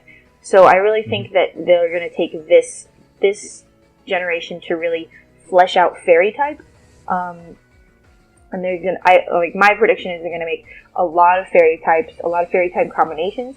Because right now, as it is, I really think that the game is like type-wise is really balanced. Yeah. I really like it. Well, it was once Fairy came into play, Fairy and it was is my finally favorite. balanced. And I know Yeah, Fairy everybody is like my hates third it. favorite type. I love Fairy. It's great. I think there's gonna be a new type. I still believe. I'm firmly confident in the fact that there's gonna be a new type. Why? I don't think so. I'll tell you Like, why. what would it even be? It's gonna be. I've thought about this a lot, way more than I probably should. Will this keep It's you gonna up at be- night? I just wake up in the middle of the night, just kind of like sweating and like, having nightmares about the new type. I think it's gonna be either holy or something like that, because we already have dark, or it's gonna be something related to space, like a space something Okay, related that to actually space makes type. sense. And then Deoxys Now, would fall we under have- that type. Yes, we have Deoxys. We have that alien Pokemon. I forget its name. Behemoth? Starmie? Yes, no, Behem. Starmie. Starmie's not a Starmie's not an alien. alien. Yeah, No, but- Starmie's already a water with psychic aliens. type. But also, think about this, like, does the space type, doesn't it already fit, like, psychic types? Psychic types are usually, like, aside from, like, Abracadabra and Alakazam, they really Right. do fit the whole alien. but then that would Yeah, work it- really well. So if there was a space type, then what I could see happening then with the psychic type is it wouldn't be effective against space type because Here's they have like Yeah. otherworldly powers. Yeah, like here's what I think. I think psychic type, they used to just, if there was a space related Pokemon, they would just kind of slap the psychic type on it because that just kind of made sense out of all the other ones because that's all they had. Kind of just like with all the normal types, there were just a ton of Pokemon that would fall under Fairy, which they kind of finally changed once they, put out a Fairy type. I mean, I think the same thing's gonna happen with if they do a space type. That would be crazy. it would be too I soon, think- I think. Yeah, It can we might get some be- sense of like, especially me being like, I'm not, super in tuned with the Pokemon wins as of recent, and by as of recent I mean not since like the 90s, but I'm like late to the game in a weird way. What's the trajectory of like what kind of pattern have we seen in terms of introduction of new types? Like, is there a pattern that we can discern? There isn't. Okay, so like they had the first generation where they established everything, and then in the second generation they established dark and steel type. Well, not steel types, dark type. I think Steel was in the second generation too. Steel was in the first generation. It was, I believe, Magnemite was a steel type. I thought they didn't have it in the first gen. I don't know. No, It they was either... did. No. Gen 2 introduced Steel and Dark. Okay. And then that made a lot of Pokemon into Steel and dark types. And then the next jump was in the most recent generation, 6th generation, with the addition of Fairy type. there are very, very few fairy types as of right now. I think the last time I checked, there was only like 30 something in comparison to like the 60 something of fighting and like the 80 something of water. Yeah, I think water has the most, doesn't it? Water does have the most. Which makes sense with the real world. I mean, Yeah, that's true. there would be a lot more water fish, water Pokemon than anything else. Yeah. So that makes sense. I'm not complaining about that. But I think Fairy was brought out mainly to balance out dragons, which was just, they were getting out of hand. And fighting types. Fighting types were Ice was the only thing that could take down so dragons, powerful. So I always had an ice move. Well, but yeah, also, again, a lot of people used ice moves, not ice Pokemon. Exactly. So, like, it was... Yeah, because ice Pokemon had too many weaknesses. Well, they suck. Yeah, you basically just souped up your other Pokemon with like abilities that are useful, so that you didn't actually have to train anyone else. That nasty Wild Charge Arcanine, like that's my favorite thing ever. Mm-hmm. I'm thinking of building a nasty plot Togekiss for my next team, just because. Oh hell yeah! Is my favorite. Togekiss is awesome. It'll be a fairy space type. Yeah, it's gonna be great. Oh my god, no! It's flying. How good of you? Here it's flying. Type? Also, here's what I hate about flying type. I don't know why they insist on typing flying types, just pure flying types with the normal type too.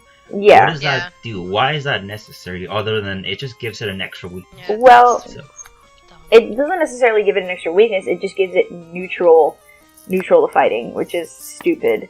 Also, I know the reason why they do it is because most of that normal flying type are birds, and birds stay on the ground a lot, but they also fly a lot. So, yeah, it's a stupid reason, but it's a reason. And then there's Hawlucha. And then there's Hawlucha, who's freaking fighting flying. He's super boss. Yeah, it's too OP. I'm excited. I don't even care what happens. I've got every Pokemon game thus far. Obviously, I'm gonna get the next ones. Yeah, and that's a lot of the community at this point. Yeah, we don't even really care. Like, it'd be like Pokemon poop and fart, and we'd still be like, hell yeah. But then the question, I feel like the question is then, right, so we, at this point, anyone who's like remotely interested in Pokemon is just gonna along for the ride until you give us a reason to leave. So like, with that in mind, you think, especially with Pokemon Go, so that's like a mobile game, right? And mobile games, like typically, I wouldn't say they have like a wider reach. Either really good or really bad. Right, and I wouldn't say they have a wider reach than more traditional like consoles and handhelds, but I think they appeal to like a demographic of people that aren't like always gamers. Yeah, like that aren't gamers in the sense that we like might think of. So like, I guess I'm wondering. They tend to be a lot cheaper. Yeah, so I'm wondering like, is with that in mind, like, do you think Nintendo and like Pokemon developers are gonna like, I guess at this point, anyone that isn't already invested, what's the appeal of like getting in on it now? At this point. Well, I mean, because it's a cultural phenomenon, I think. Number one, I mean, I guess the basic reason is that that's what we all wanted since the beginning. Yeah, for sure. The concept of Pokemon, that's gonna make you feel like Pokemon is real more than anything else. Until maybe 100 years from now, when they can actually create Pokemon in the real world, that's as real as it's gonna get. And Pokemon also had this concept of just sharing, and they want you to go out and kind of spend time and kind of connect with people and trade and battle. They just kind of had a lot of limitations as to how they could do that. With Pokemon Go, they're kind of fulfilling, I guess, the idea that they had at the beginning that they couldn't really put into a game on a Game Boy in 1996. That's why I'm excited about it. See, I'm excited about the fact that you don't know what's going to be out there. Like, a lot of the things that I wanted to happen that I felt would be awesome if they actually put into play are the things that they actually started saying that's what it's going to be. I said from the beginning, if they're going to do this, it would be cool if you limit the kind of Pokemon that are in certain places. Like, put like and not ice give everybody Pokemon. Free legendaries.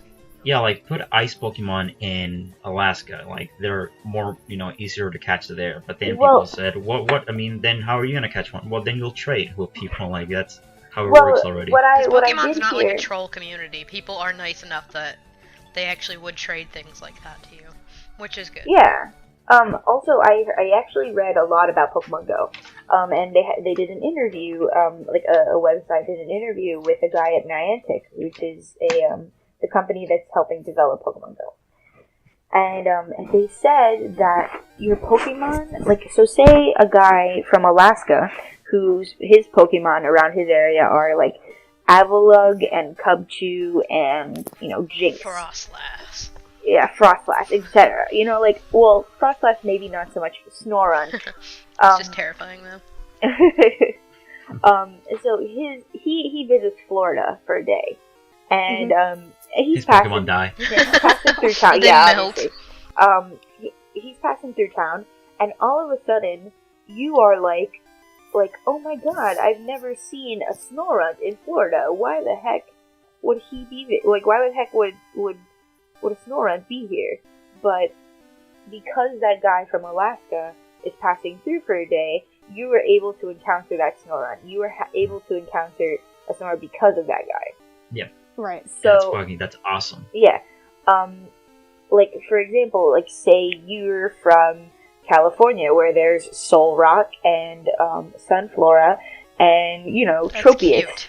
Yes, exactly. Oh, I love Tropius. He's adorable. And you go and visit Japan, where they have, Everything. Zatu and, I don't know, yeah, whatever. Exactly. But you go there, you visit, and then you talk to a person who's from Japan that also has Pokemon Go, and you guys are able to trade the Japanese person's Zatu for your Tropius. Right. It's not, that doesn't and go under like data charges. oh lord. Like that would be so bad. How are they Yeah, gonna it make that would work? be. I also heard that, like, you can buy that's better true. Pokeballs, and like for example, like Great Ball, you can get like certain Great Balls, but then you have to like pay like micro charges for Great Balls. Well, I mean, it is going to be a phone game. I mean, Yeah. I know it's going to be free. I'm pretty sure it's going to be free, and then anything else that they add will be microtransactions, which is fine. No. It's not. Well, I mean, it's not like I'm gonna be surprised. Like microtransactions in a mobile game, I don't believe this. Like that's How what it's dare gonna they? be. That's what it's gonna be. I mean, and it's fine. That's how phone games work. Now. Yeah. That's how they make money. So I'm not gonna complain about that. I'm just happy that it's happening, and I don't know. I mean, the concept of it is just crazy to me that I can go out right now and maybe, I mean, I'm assuming this is how they're going to work it out. Maybe Pokemon are going to be out at night that are not going to be out during the day. That would be maybe- so They This already is do gonna that. change everyone's like day-to-day lives by a lot. Oh, you better believe that, like, okay, so, also, before we move on, the Pokemon Go Plus, that little, the little watch thingy, Yeah. that comes Oh, along yeah. with it, they were talking about it, it's actually, like, it will actually, like, vibrate when there's a Pokemon close by. Oh my god. So you I'm don't never have gonna to- get anything done again. I'll be doing work in school and just rush out of the room. Not only does it vibrate and like flash when there are Pokemon close by, you actually don't even have to look at your phone in order to catch that Pokemon. So you can hit the button, like there's a button in the middle or a series of buttons that are going to be on the device that you can actually hit it in a certain order, and it will automatically capture the Pokemon for you. Or at least that it really is who's that Pokemon. So that, and this is good for multiple reasons, because not only will it like benefit you while, say, you're at work, or and you can't necessarily look at your phone every 5 seconds. It will also help parents and their children, because parents don't want to necessarily get their child a phone, and they don't want to give their child their phone for like more than like 5 minutes. Yeah, that's So really this cool. is good for kids to wear, so that they can play the game even when they're not playing the game. You can The check fact with that they Pokemon. thought of that. Yeah, it's a really good idea and really interesting, actually. And it doesn't have to be worn as a watch. It can be worn, or it can be just carried around in your pocket. Which I'm not allowed to have my phone on stage while I'm at Disney, so that'll be a wonderful thing. Yeah, and I think it speaks to like the I don't know the phrase for this, but like not suspension of belief, but like part of the Pokemon like narrative of like what Pokemon is, where you have like if you were in the game, you'd have like those kind of additional gadgets to like aid you on your quest to be like a Pokemon master. So I think it makes sense like that, even though it's great that they thought of it, like it kind of makes sense to include something like that as an option. Yeah. Yeah, exactly, and makes you feel really like a Pokemon trainer. And you can battle. I mean, Oh, yeah. from the commercial, it made the point that you can battle with people, and I don't know how that's gonna work. It's not gonna be like in the game. There's gonna be some gimmick, but you can do that. I mean, you can go challenge people, and I don't know if you can take their Pokemon. I doubt it. Yeah, they're probably not, because that's not something that you've ever done in the game. I mean, I'm still pushing for a Pokemon like Oculus Rift game that's also an MMO. Like, it's probably too much MMO to ask Pokemon for. would be like way less good than you think. Well, somebody tried to make one, and it was like open world Pokemon. It Yeah, was and- kind of sucky. I was really Yeah, and then disappointed. they gave up because I saw that like a year ago. and- Yeah, Oh, I was no. so excited. Well, it wasn't that great. It was like, Those crushed I mean, it's dreams. yeah, it's harder to do, and it's like harder to pull off than you think. Yeah, Yeah. and then there's the whole copyright thing. Mm-hmm. You know. But I mean, one day. I still have hopes. I also feel like a Pokemon MMO is like a failsafe for Pokemon should it ever become unpopular. Yeah, that's true. Just like Final Fantasy VII's remake was a failsafe for Final Fantasy. No. Final Fantasy VII Remake was a failsafe for Square Enix, like, That's what I going mean. bankrupt. That's what I mean. Like they failed so hard with like the recent Final Fantasy games. They were like, they like pressed that big red button, so to speak. But we're not here to talk about Final Fantasy. We'll talk about it a different time. Yeah, we already do that all the time. Yeah, I don't think. It's like See, I don't every think. bitcast.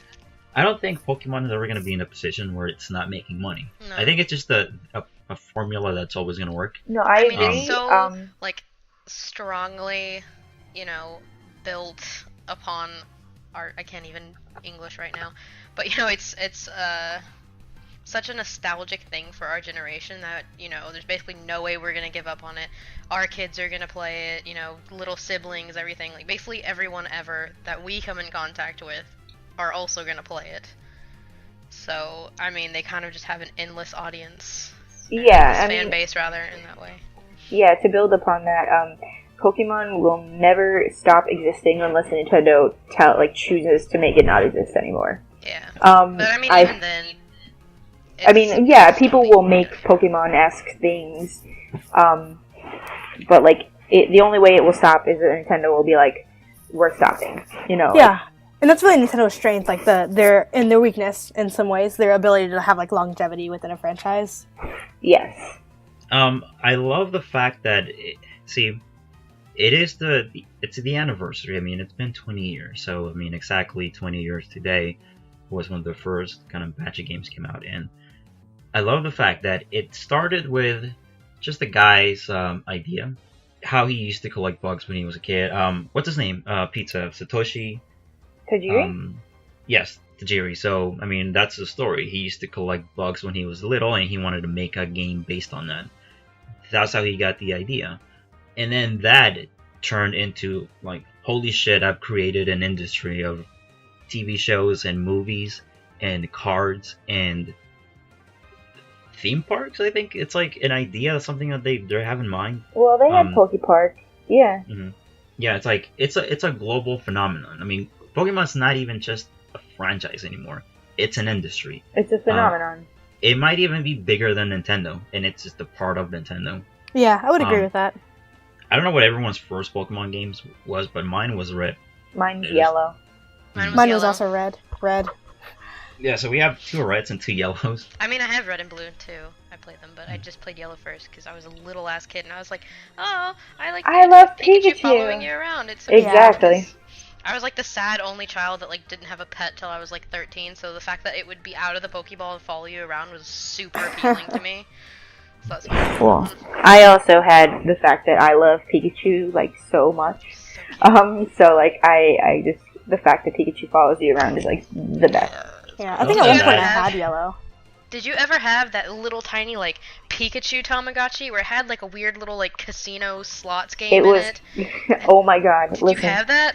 'Cause I had that. didn't. I did not, but you better believe I begged my parents for that every day. And it was like a freaking pedometer thing, but if you shook it enough, you could cheat it. Oh my god, it was great. Yeah, it was really a want to Pikachu find Tamagotchi. Was it like an actual Tamagotchi where it pooped Pretty and much, like died yeah. if you didn't feed it? Well, not died, but it it would wasn't like quite run that away. involved. It was just, I don't remember what it was called, but if I But find it still mine... pooped? No, it didn't poop. Well, that's Pokemon not a don't Tamagotchi. poop. They just make eggs. Ooh. No, I'm sure they poop. I mean, No, they don't. Of course they do. Do you know? Okay, wait. Do y'all? Have any of y'all like watched Jay Witz on Yes. YouTube? The fact that Jaywitz is like so popular now and become an actual like Pokemon He was like on some commentator. like nerd TV show and like everybody hated him apparently. Why? It was like nerds versus jocks or something like that, and all the other nerds That's were like, "You're not a stupid. real nerd. You're just a Pokemon nerd or something," and it was really sad to watch. But yeah, like I don't know why I've been listening to his stuff lately, even though I've seen basically all of it before. But about like weird and depressing like Pokedex entries. Like, has nobody ever talked about the whole Spoink thing? Like, So if it fell over, it will die. Yes, and like you're literally murdering children's Pokemon in X and Y because you just see it falling over, and I'm like, oh my god, I just imagine like, you know, the little pre-Kers like, this is my best friend Spoink, my family's all dead, like, this is the only one I have left, it's so strong, it'll protect me, and then you murder it, like, I can't get over that. Oh, There's some dark God. stuff in Pokemon. Yeah, there is. Oh my god. What was that game where you had to like there were those Pokemon that like were abused and like altered, and you had to like fix them, and they would like attack trainers. It was like on the GameCube or something. Oh, it was Pokemon Coliseum. Yeah. Really? Yeah. I thought you were talking about the PETA game that's been made. No, no. I know what you're talking about. Yeah. Fuck Jeez, that game. I don't remember the name of it. I like Poke Park, where like you just become friends with all the Pokemon. Everything's happy and you just become friends with Except Pokemon for when and they your get Pikachu. kidnapped and go to Darkrai World, like that's a little bit. Yeah, well, you know. Can I play a clip for you guys? Yeah. I mean, I'm sure some of you guys know about this. I know Sierra doesn't know about this. You don't know that for sure. Well, I mean, if you've seen House. Chlorine gas pools near the ground. He thought he'd be safe in the top bunk. Well, why would anyone try to poison our guy? He makes a living sending people to prison. He's not I've seen in that. prison, and it's kind of hard to gas a guy unless you can seal him in a room first. Which is why Arceus created a universe with 3 states of matter and 300 solid. It's actually Arceus. It's actually Arceus, but like... Yeah, I think it's Arceus. How did that even happen? How did they get that into an episode of House? It was fully necessary. I know, but I mean, what was the premise behind that? I mean, I know they don't talk about it again for the rest of the show, but I mean, surely, I mean, I'm assuming one of the writers was a Pokemon fan who knew about it and kind of added in there, but there's other writers and producers who see that, and did any of them ask, like, what's Arceus? Why is that on the show? I mean, and he would have had to explain it's a Pokemon. I think they just wanted to emphasize, like, how, like, sarcastic and, like, you know, House is, like, the cool asshole atheist guy, so he was just kind of rubbing that in by saying Arceus instead of God or whatever, and it's just...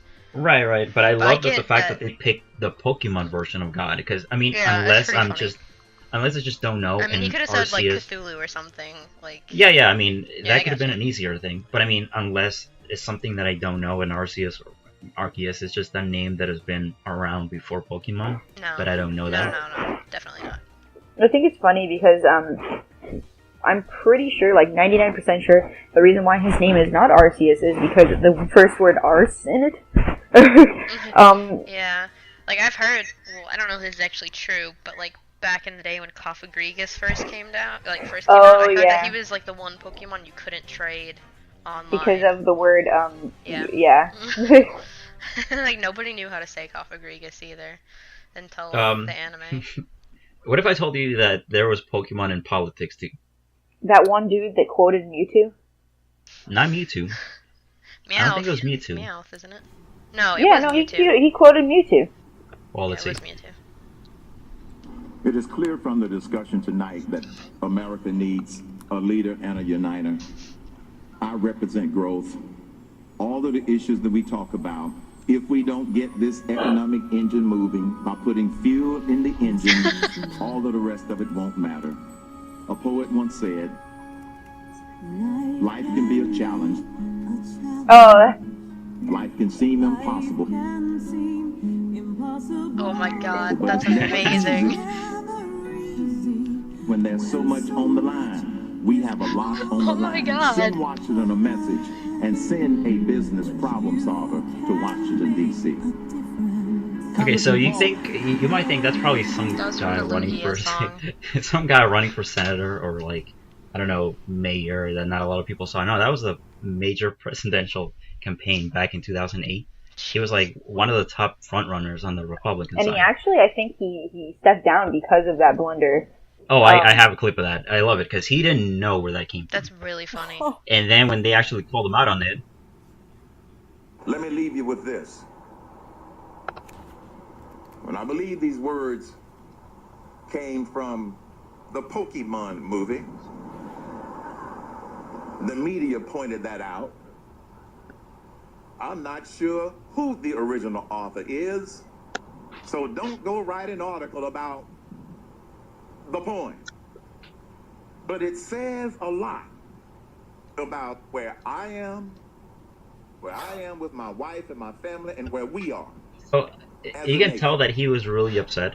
That He should have found the said, quote. like, Team Rocket's blasting off again, and then just, like, never said anything to No, you anyone should else. see- Pretty sure he also quoted Mewtwo. He did. I didn't find that. That I would be think, really funny. I think just people thought that it was that was me too. That Lugia song, though, gets me right in the feels every Right? time. I that song, like, I've fucked cried in me up. every Pokemon movie. Literally everyone. Even as an adult.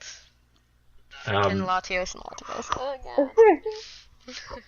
I love that he Celebi. was like, he was so obviously upset when he said that because he wanted to use that quote. See, what politicians do, they find a quote that they think is going to resonate with people, and they just repeat it over and over. So he found that quote, or somebody gave it to him, just fucking with him, and he used it. And then after the debate, after millions of people were watching the debate, somebody came up to him and told him, that's a Pokemon quote. That's a song from the Pokemon movie. So then he has to like, then after he knew that it was a joke, that everybody was laughing at him, then he has to say, I guess this is from the Pokemon movie, whatever, but that's not the point. Don't let the media like tell you that this is a bad quote, whatever. I also like how he turned it, like, just, he like really appealed to like emotion at the end. He's like, you know what, this speaks to where I am and where my family has Oh come my from. God. I mean, So who among us has not been moved by Pokemon to some Right? capacity? Yeah, he should have been like, I dare any one of you to try and stand up and say that you have not cried during a Pokemon movie. When Ash turned to stone, do your tears not bring him back? Right. Every When Ash tried time. to shove the berry in shriveled Celebi's mouth, if you didn't cry, then you have no soul. Rest in peace, you fucking onion fairy. Oh. I got another one. So how many other Pokemons are there? Jack, the plural of Pokemon is Pokemon. See, I watched that show and I don't remember that Is that at all. Modern Family? No, that's 30 Rock. Oh. That shows how much I know. No, but see, Pokemon is everywhere. Like, these are big political figures. These are big shows. Just name dropping Pokemon, and I love that. It's all over pop culture. And then real quick, the last one that I want to play. This is probably like, see, this came out right when Pokemon was huge, right after Pokemon came out. But everybody knows about this one. You love Chimpokemon? Yes. Well, now you can buy your very own. I've got to buy Chimpokemon. I've got to buy it. I've got to buy it. Now you can collect them all. Furry Cat, Donkey Trump, Pinguin, Shoe, Lamtor. Collect them all and you can become Royal Crown Chimpoko Master. Royal Crown Chimpoko Master, holy shit. All the Chimpokoman are in stores now. One of them was Shoe.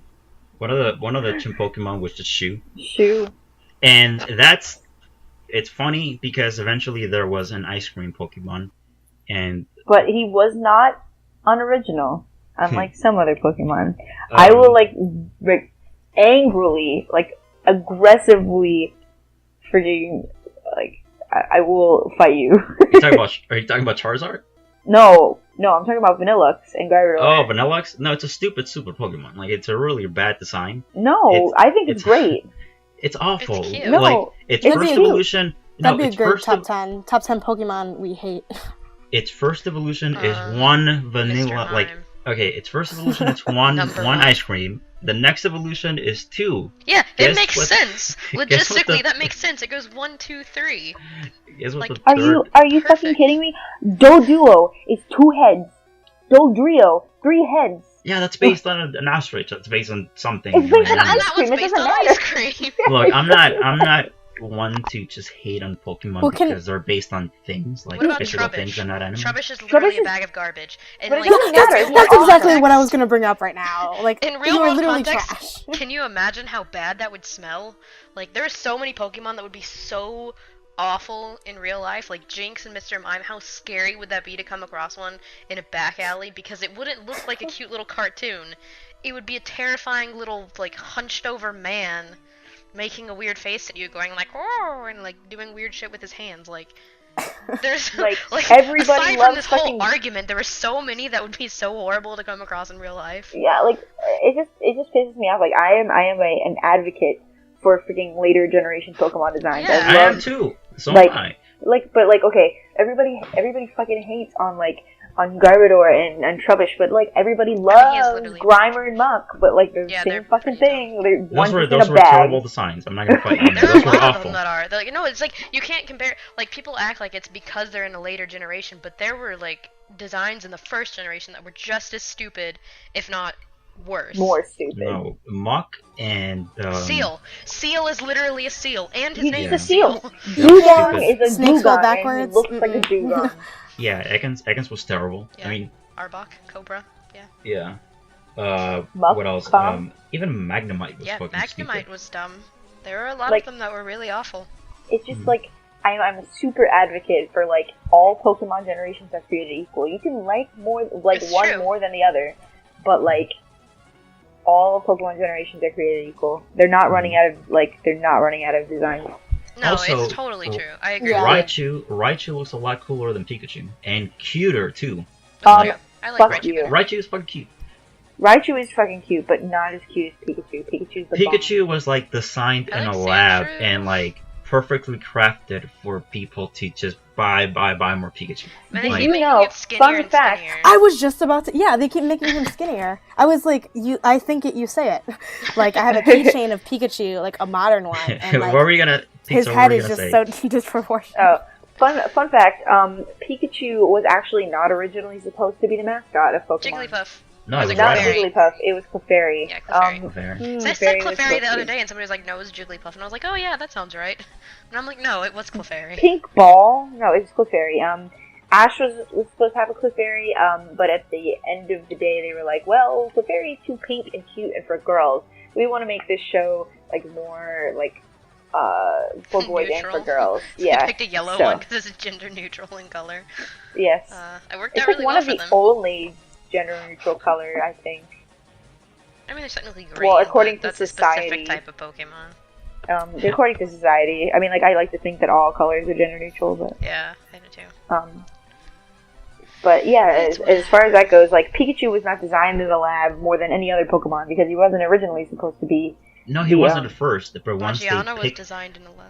Oh, Once they picked Magiana was him- absolutely designed in the lab. look, Pikachu originally Pikachu was ugly. It was an ugly design. It was cute and fat, and I loved it. How dare you?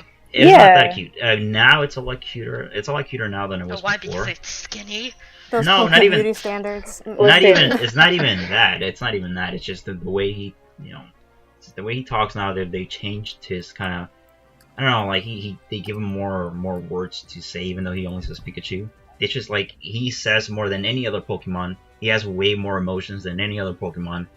They've It's 'cause he's a designed them mascot. to. They've designed them to be this. Yeah, I mean he is the mascot, but here's the actual truth, Pizza. The reason I don't hate Pikachu, but I hate Pikachu when I talk to you about him because you hate Charizard. Why? Why do you hate Charizard? You I hate hate Charizard Hold on. because- Here's my favorite, and you hate Charizard because he is popular. That's it. He is popular. And no, then, there's a and lot then more you- reasons why I hate Charizard. Okay, what? Okay, I like what else? Charmeleon. Okay, the reason why I hate Charizard is not because I actually hate, like, the Pokemon Charizard. I actually think he's got a really cool design. And I like the Charmander line. I think Charmander is especially cute. But the reason why I hate Charizard is because he represents the whole, like, stigma of the Gen 1er.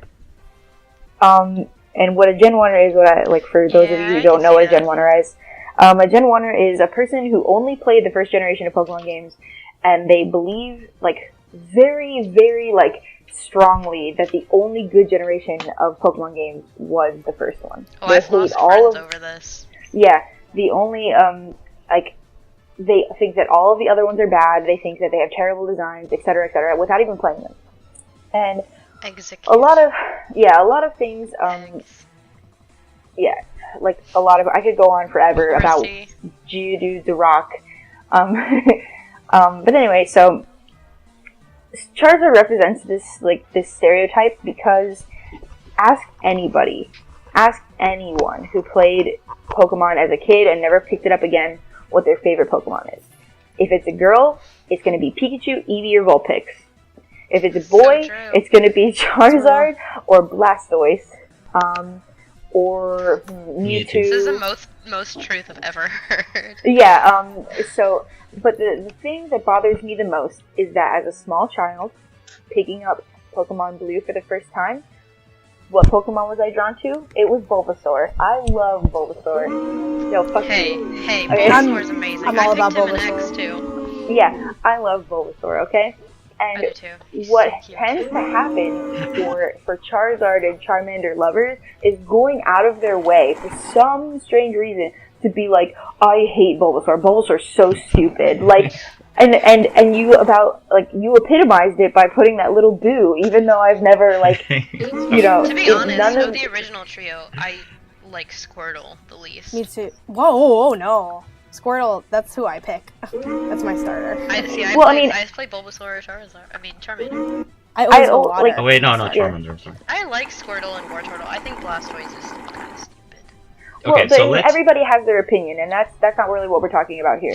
Like, it's more of like that the disgust I have towards people who really... Gen 1ers are the worst. Yes, they are. They're the worst. So we can just leave it at that. Just Gen 1ers are the worst. Yes. And that's where it comes from, Paul. I don't hate Charizard because Charizard's stupid. I hate... I don't hate Charizard because Charizard's stupid. I hate Charizard because the people who support Charizard. Yeah, I thought it was like a very But Charizard can't control who supports him. Exactly. See, I've liked Charizard. I've liked Charmander and Charizard since day one. Charmeleon, I don't even know who that is. I don't know what Charmeleon is. I forget about him every time. But Charizard, I've liked them since the first day that I played Pokemon. I wasn't meaning to kind of pick what everybody else thought was the best one. It just kind of happened. And then some people like Blastoise, and some people like Venusaur. I was gonna say something mean again, but you're right. I'm not going to. I'm sorry. No, this is for me. Venusaur is so ugly, though. Like, Bulbasaur gets progressively more ugly as he evolves. No, Ivysaur's cute. I think Venusaur is pretty cool. Let's get real. Cool. Let's get real. The type Charizard sucks, though. Charizard is the most popular, right? We can all agree on that. Yeah.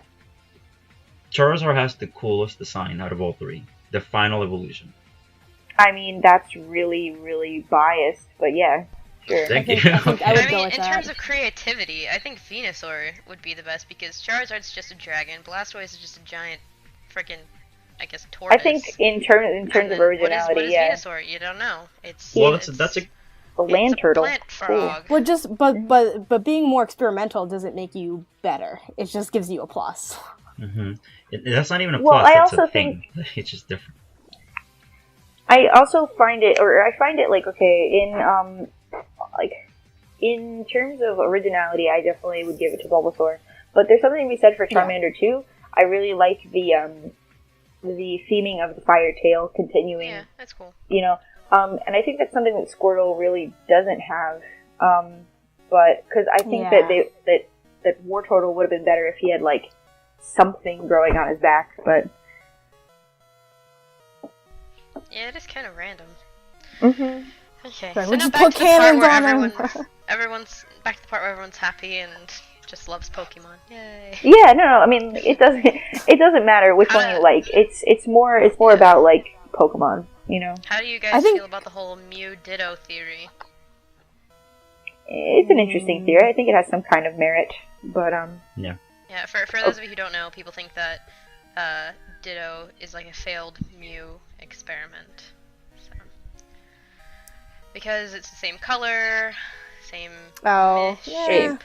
And also Gengar is Same- Gengar is whose shadow? Clefable. Clefable's. Yeah, Clefable's shadow. what I meant. My bad. And have you guys heard the theory about how Marowak was supposed to evolve into Kangaskhan, and the reason why Missing No exists is because they took it out and put it in that little area in Red and Blue. Yeah. I never actually encountered Missing No, I can admit that. I mean, One evolution that really kind of bugged me, and even since 97, was Geodude, because Geodude starts as a rock. Okay, it's a rock. It's not an animal per se. Then it evolves into Graveler. It's still a rock. And then for some reason it evolves into an animal. Now it's an animal stuck in a rock. And I don't get how that I never happened. really saw it that way. I just thought he was weird. kind of made of like a big boulder. Yeah. Mm-hmm. I mean, it's just a rock that turns into an animal, and I hated that. Also, in the new generation, I really kind of hate how Chespin's second evolution really creeps me out in like a really scary way. Yeah. And I think I've told you, Pizza, like It has Chespin, Mr. Mime face.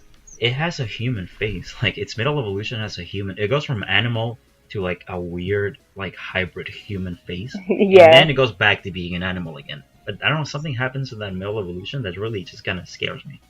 Yeah, no, I don't like Quilladin either. It's terrifying. Yeah, I think the more they like resemble humans, like the more creeped out I am. Like, so like I jumped straight from like 90s Pokemon, like Game Boy Color, to Alpha Sapphire for the Nintendo DS. Like that is the jump I made. Oh dang! Wow, you hadn't played. Jarring. Yeah, I'm sure.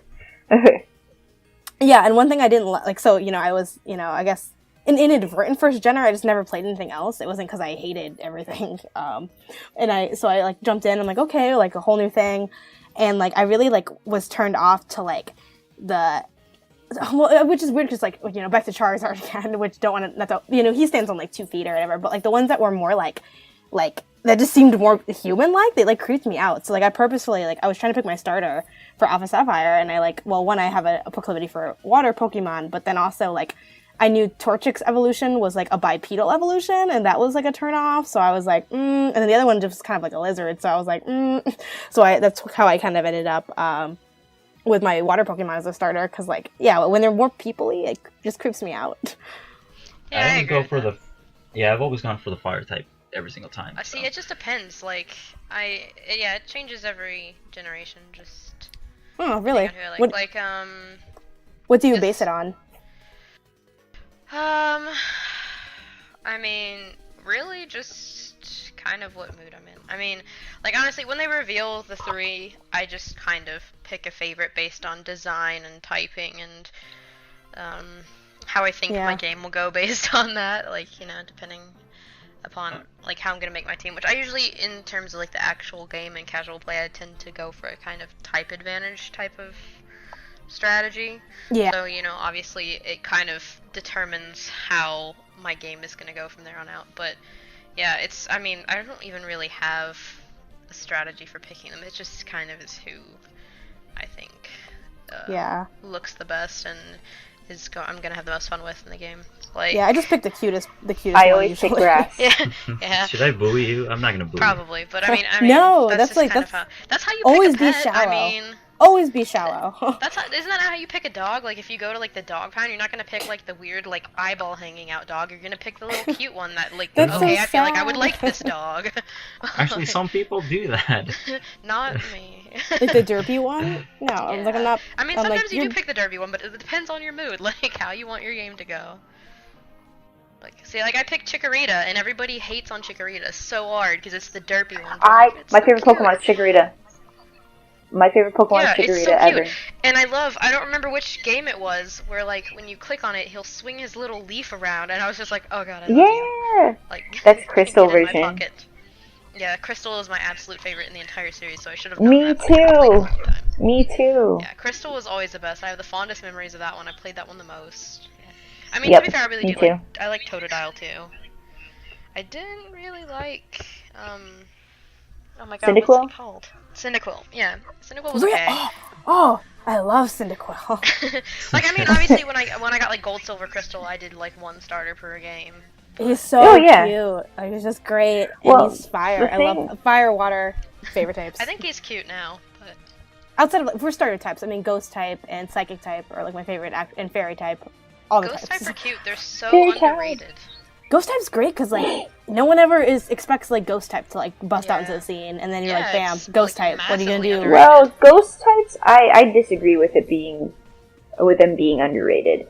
I think that like there are tons of people who love Gengar and like Haunter and stuff like that. I mean, that's true. I haven't really been in the competitive scene until this last season, so I guess in that sense, I can see that. I always thought like fighting type were way overrated, and I hate them so much. I don't like fighting types that much either. That's my I love least fighting favorite types. type. Least favorite. Definitely you know a boy what I freaking hate, type. Paul, is your stupid Ludicolo. I hate it. No, I love hate it Ludicolo. so much. Ludicolo's No, he's cool. such a troll. Ludicolo is fun. Did you get that picture that I sent you, Paul? Yeah, I saw it. See, even I tried to send that before, but it didn't work. even in that picture, Isn't it terrifying? but even there, it still looks more animal than human. The actual like, the original artwork looks like a human face inside of whatever. I don't know what it is. I mean, it's so creepy. I don't even want to look at it. It just scares me. I'm just gonna keep sending you pictures of that every day forever. It's awful. It's like if you guys seen the Invasion of the Body Snatchers, like there's like one scene at the end where it's like the dog barking and the dog has a human face and it's still barking. Oh my god. That's what it reminds me of. I hate it. Why would you say that? It's awful. That's awful. Alright, let's wrap it up here because we've been talking about Pokemon for like 3 hours. We haven't really said anything either. Well, we just kind of. We've said a ton of things. Go back and listen to the show. You'll see. No, never. Alright, let's It's a wrap trap. It's a trap. Let's wrap it up. Really. Everybody, favorite Pokemon? Super quick. Let's. I'm gonna read the question of the week from last week. Okay, because we got some responses. Last week, Pizza and Janet, the question of the week. Janet, I think you saw me posted on the boards there. It was what was your favorite Final Fantasy spinoff? Oh,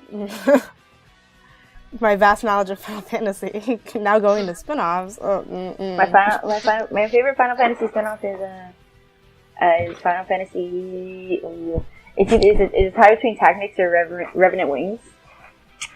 A lot of people said Tactics, but I don't know if that counts as a spin-off because that sounds great. Pick that one. Tactics has its own series. Like I don't know. I mean, I guess it is. I can pick the other one because I have no opinion. What's the other one? Sounds great. Yeah, I'll go with that. Oh, Final Fantasy Revenant Wings. It was for the DS. It was Final Fantasy 12, a little sequel thingy to that. I mean, it kind of was like a Tactics. I actually don't remember. Kingdom Hearts. That's not a spin-off. You silly. You know what's funny? That was a joke. No, you know. I feel like with every bitcast, I build like the opposite of a fan base. Like more and more people hate me, and I just like never listen to our bitcast. You know what's funny? Actually, on the comments, so I have no idea how many people hate me. Actually, Melissa replied, and she said Kingdom Hearts specifically too. So I don't. I was totally joking, but that's really funny. I know that's her choice. It's not a spin-off. It's not. It's Kingdom Hearts. Kingdom Hearts is Kingdom Hearts. It's a Disney game. Yeah, I know. See, Gary said. Just because that's the only like interaction I've ever had with a Final Fantasy character. Gary says. Or Super Smash Bros. Believe it or not, I've never played a Final Fantasy spin-off, so he's just right there with you, Janet. Kelsey said Tactics and Crystal Chronicles. Forgot about that. I hate Crystal Chronicles.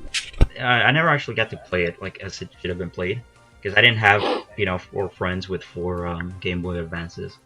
So I had a little brother and he was annoying. Yeah, wait. Can you play that now on your 3DS? Crystal Oh Chronicles? wait, no, I'm thinking of the Zelda game. Sorry, I'm thinking Oh, of Four Four Swords, Swords. which is kind of similar. A little bit. Ryan said, "I've never played a Final Fantasy game or spin-off." See, that's popular with people who've never played that on this website. I don't like that.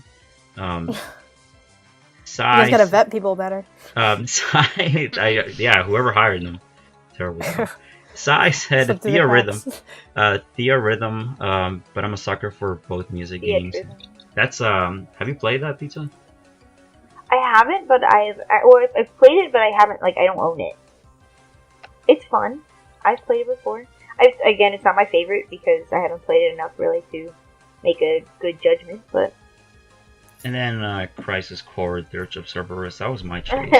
That was a Final Fantasy VII sequel-ish. First-person shooter. No, it was a third-person. And I said third-person. It was a terrible game because Square should not be making any kind of shooters in any way. It's just not good at it. And Grant said Tactics 2. No, I guess it's a spin-off. I was wrong. I thought it wasn't. But question of the week. So now you can go ahead. I was gonna do that. I was gonna do favorite Pokemon. Mine. I mean, we could end our podcast with favorite Pokemon game, and it doesn't have to be the main series. It could be like Poke Park or whatever, Pokemon Stadium. No, I mean if I do that, everybody's gonna say yellow and red. No, I was gonna go Pokemon Stadium. Crystal is my absolute all-time favorite. Me too. Okay, so how about Pokemon favorite Pokemon game and favorite Pokemon both? Sierra, you go first. Okay, Crystal. I can't. You have a favorite Pokemon. You have a favorite Pokemon. You told me. Yes, I know I have a favorite, but I mean, I don't like to say that. Why? Just say it. Togekiss. No, you said Lugia was your favorite. Togetic. Lugia is my favorite legendary. See, that's what I'm saying. There's a difference. Okay, so Togetic. Actually, personally, I like the design of Togetic better, but Togekiss is like a big too. fluffy owl, and I want to squeeze it. So, but yeah, just the entire Togepi line I think is amazing. Yeah, it's really cute. And I'm gonna make nasty plot Togekiss on my disgustingly strong team when it happens. But there's just like so many that I like. Ampharos is another one. I love Ampharos. So cute. The entire line. See, I think you're just Gen 2 biased, Sierra. I don't like that. Me? Mm-hmm. No, I'm not. Gen 2's the bomb, though. Like, yeah, Togekiss is not from Gen 2, and neither yes, is it is. Togetic. Well, not Togekiss, but I mean Togetic is, yeah. Yeah, the lineup began in Gen 2. Oh yeah, it is. Well, you get one. You get one favorite. Yeah, so so it's Togekiss. Like, yeah, and then Commit. favorite legendary. Yeah, Lugia. No, nobody's asking about favorite legendary. No. Well, Lugia. No. I have the model that I made of him that you gave me. Hell yeah, it's awesome. In my room, and the little Pikachu and the Hoopa. Damn Can we all just say Charizard and close out the show? Oh, that was mine. Well, I mean, no.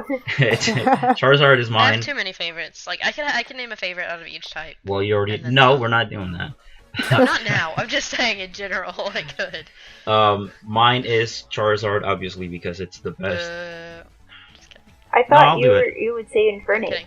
See, the thing is, Yeah, what the hell? I love Charizard. No, Charizard is my favorite. It's just Infernape. I like to mention Infernape a lot because nobody else does.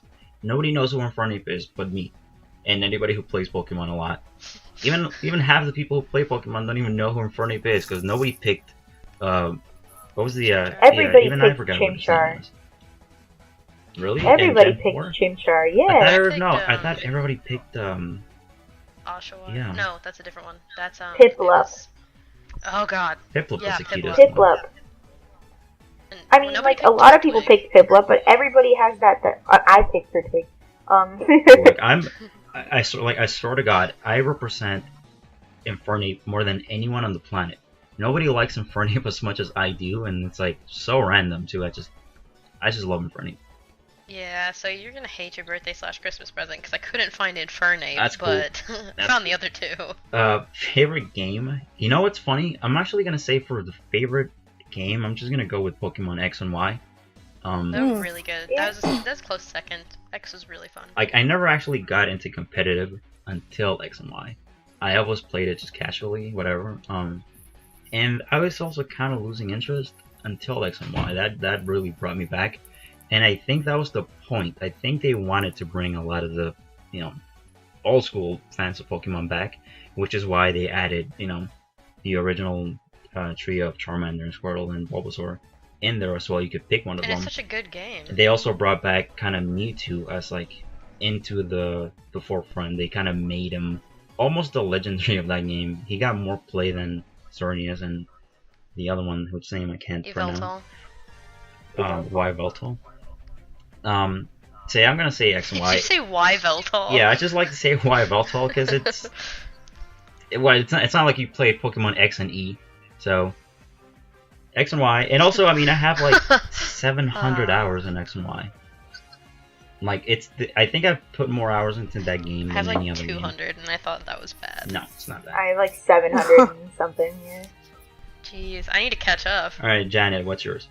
Alright, so favorite Pokemon? I normally go for like looks for favorite Pokemon, but right now I'm playing Alpha Sapphire, and I'm like really connected to my Shroomish, so I'm gonna throw out Shroomish as my favorite Pokemon. Yeah, Shroomish. Yeah, Poison Powder, just don't even know. Okay, and then for favorite, it's been I gave it the what was that? Is it False Swipe? False Swipe, yeah. Is that the move? Yeah. Coming from the first gen, I was like, False Swipe is all I've ever dreamed of, and it was great. Okay, that's my favorite Pokemon, Shroomish, right now. And favorite game, I'm gonna go with Pokemon Stadium, not only because I'm very old school in my Pokemon knowledge, but just because I love Pokemon Stadium, and I'm waiting for them to make another one. It seems like a logical next step in life because it's so great, and I just love being able to compete against friends in a very easy, immediate, I guess, old school setting. So that was always fun. I would do and we'd always do different versions of fighting. So it could be a regular squad of Pokemon, or we would do stuff like let's pick the derpiest Pokemon and face them against each other, or fossil type or whatever. And so that was just always a fun time. And the mini games were amazing in Pokemon Stadium. Oh, yeah, that's the best thing. Yeah. The kids club, I lived in that kids club. Yeah. I actually recently did a video game tournament with my Sweet Mates last year, and Pokemon Stadium was one of the games we had to play. We did a regular battle and also mini games, and the victor of the whole tournament, which included Mario Party and all these other things, won a poster from the oatmeal of Wookiee Jesus. So another reason Pokemon Stadium is great. Pizza. Okay, so my favorite, I've already talked about both of my favorites already, but I'll talk about them again. My favorite game is Crystal. I think that the movement of the sprites is amazing, and just it comes to a culmination in how Johto, I believe, is the best region, and the Pokemon are all really interesting. A close second though, Pokemon Black and White, specifically Pokemon Black and White 2. I really like that game. I think that the moving sprites are really big for me. I love it. They're great. I also really like Snivy. Snivy's amazing. But anyway, continuing on, my favorite Pokemon is Chikorita. Chikorita is so cute. Yay! And I love the whole line. How biased we all are. It's so cute. Yeah. I'm not even gonna boo it. It's cute. Yeah, I just have this really fond memory of having a level 100 Meganium and beating the absolute bejesus out of my friend who had 6 level 100 Togetix that he all cloned. That was my first level 100. But Meganium, she was the bomb. And close second for my favorite Pokemon, or honorable mentions, I guess. Pikachu. I love Pikachu. It's really stupid to say, but I love Pikachu. Oh god, I'm not gonna do it. I'm not gonna do it. I refuse to do it. And actually, no, I'm gonna do it. Keldeo. I love Keldeo. No, Pikachu. No, that's the right reaction. Keldeo. I love Keldeo a lot, but those are my favorites.